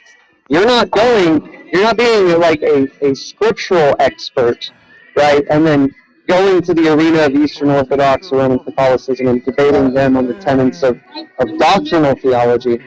You are a reformed person that largely operates in the realm of like general revelation, and then the elements of special revelation that relate to general revelation. So that's the irony, is that you're making your skill set or what you prefer to talk about, you're choosing that, and that is most relevant to the philosophical segment of unbelievers. So you're kind of cutting your Achilles heel there. No, I'm not. No, the things that I talk about, even just simply preaching, for example, telling someone about Jesus Christ, telling someone about repentance and forgiveness and all of these things. I'm not actually demanding they entertain. I'm not demanding that at all. Here's what Scripture teaches. Now, if you're compelled by it, then it is because God is the one who is compelling you. But I'm not demanding that it be entertained at all. That's not my point, though. I know you're not, and that you have no reason to demand that, but that wasn't my point. Well, that sounded, you're talking about, being ironic and cutting myself at the heels there. I do not say I'm not going to entertain these propositions, but yet demand people entertain my propositions. I know, and I agree. I'm not saying that you are. I'm not saying that you have an expectation of people accepting your position.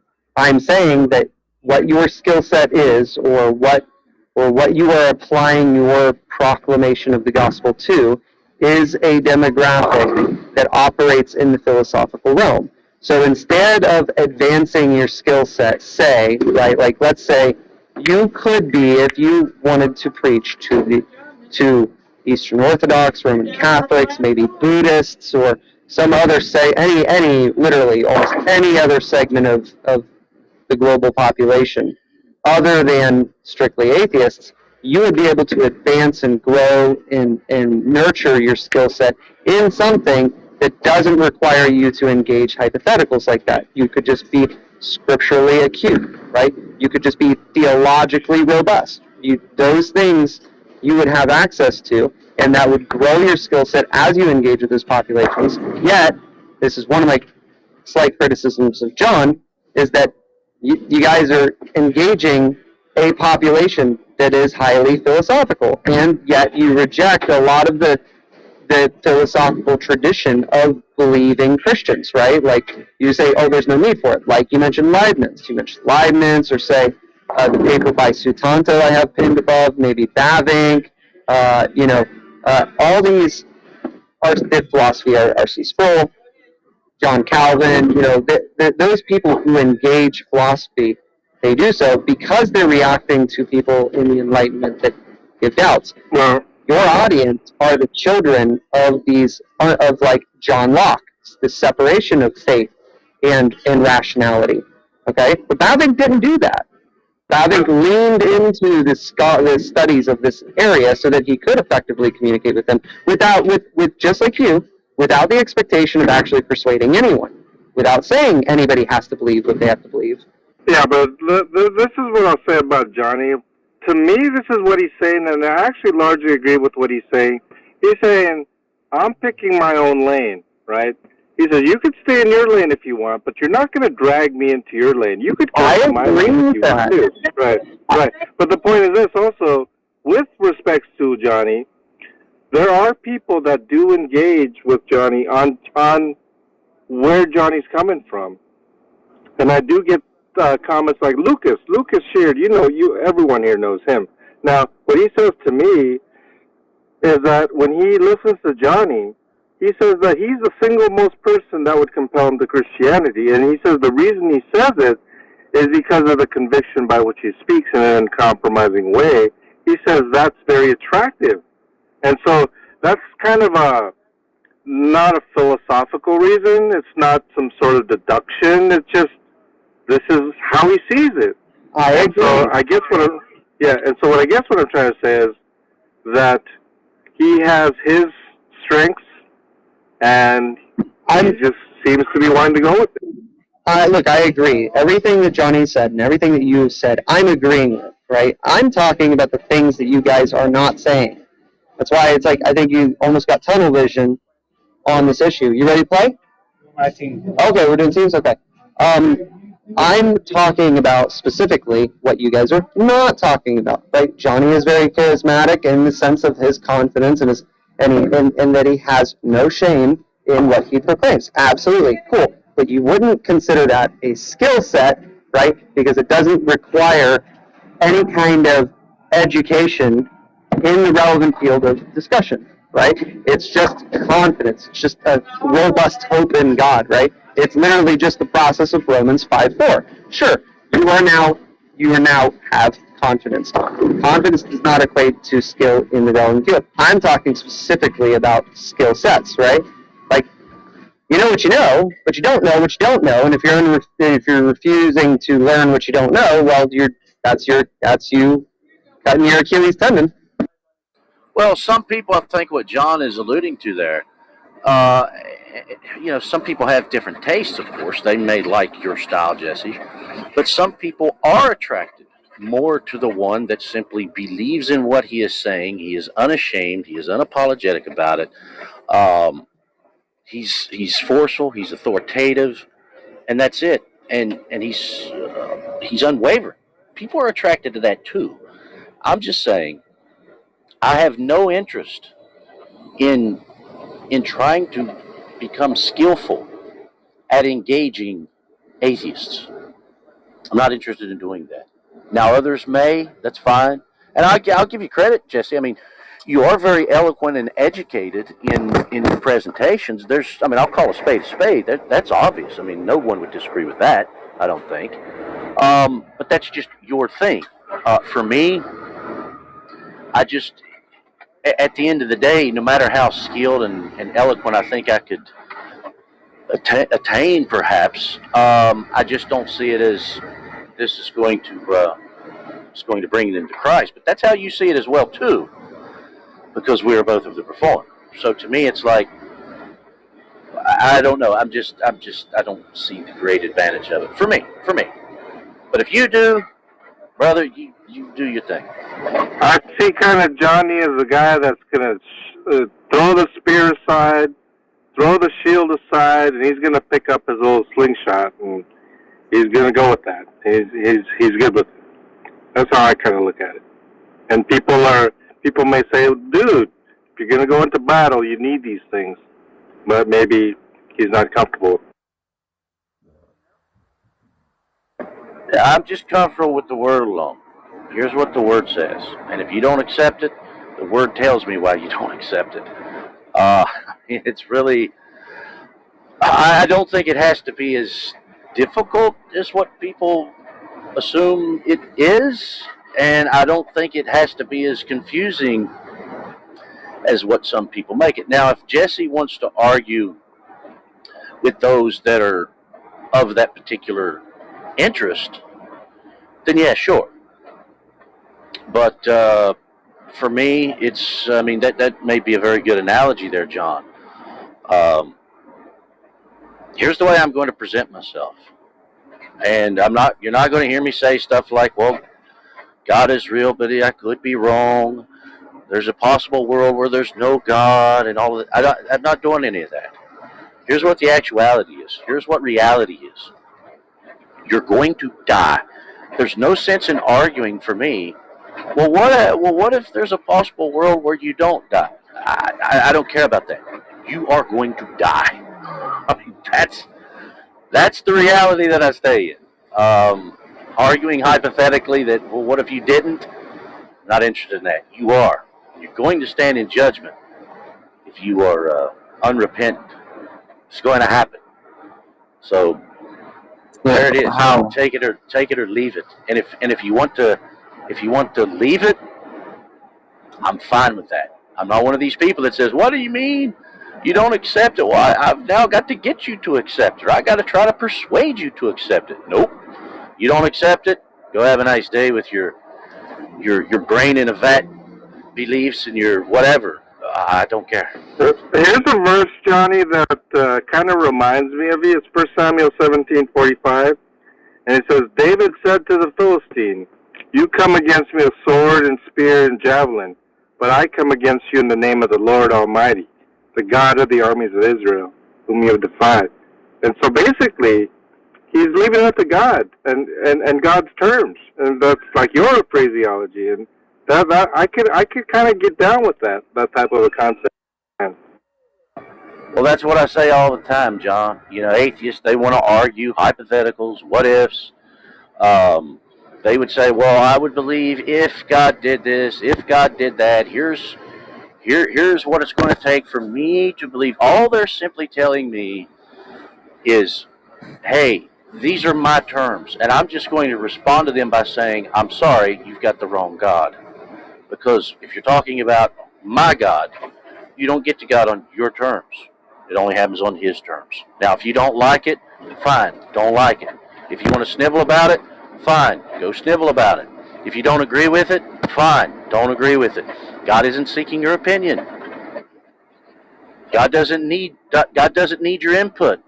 You're not in a position to talk back to God. I don't care if you don't like what God said. God knows what he said. God believes in what he's saying. And God is not swayed or persuaded by some atheist that says, well, I don't think that's good enough. I need more. No, God says what he did was enough. Enough to the point to where you are without excuse. And the atheist says, well, wait a minute, we got an excuse. All right, there's two avenues to take here. I can either go what the atheist says, or I can go with what God says. Well, guess where I'm going to go? It's that simple for me.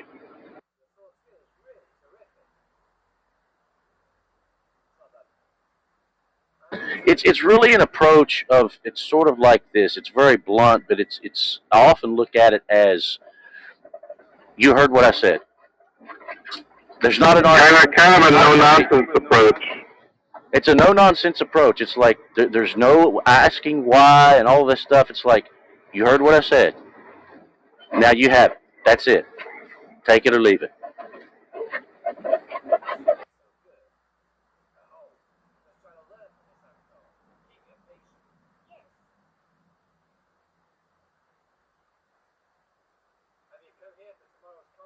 I'll be back in a second. I gotta step out.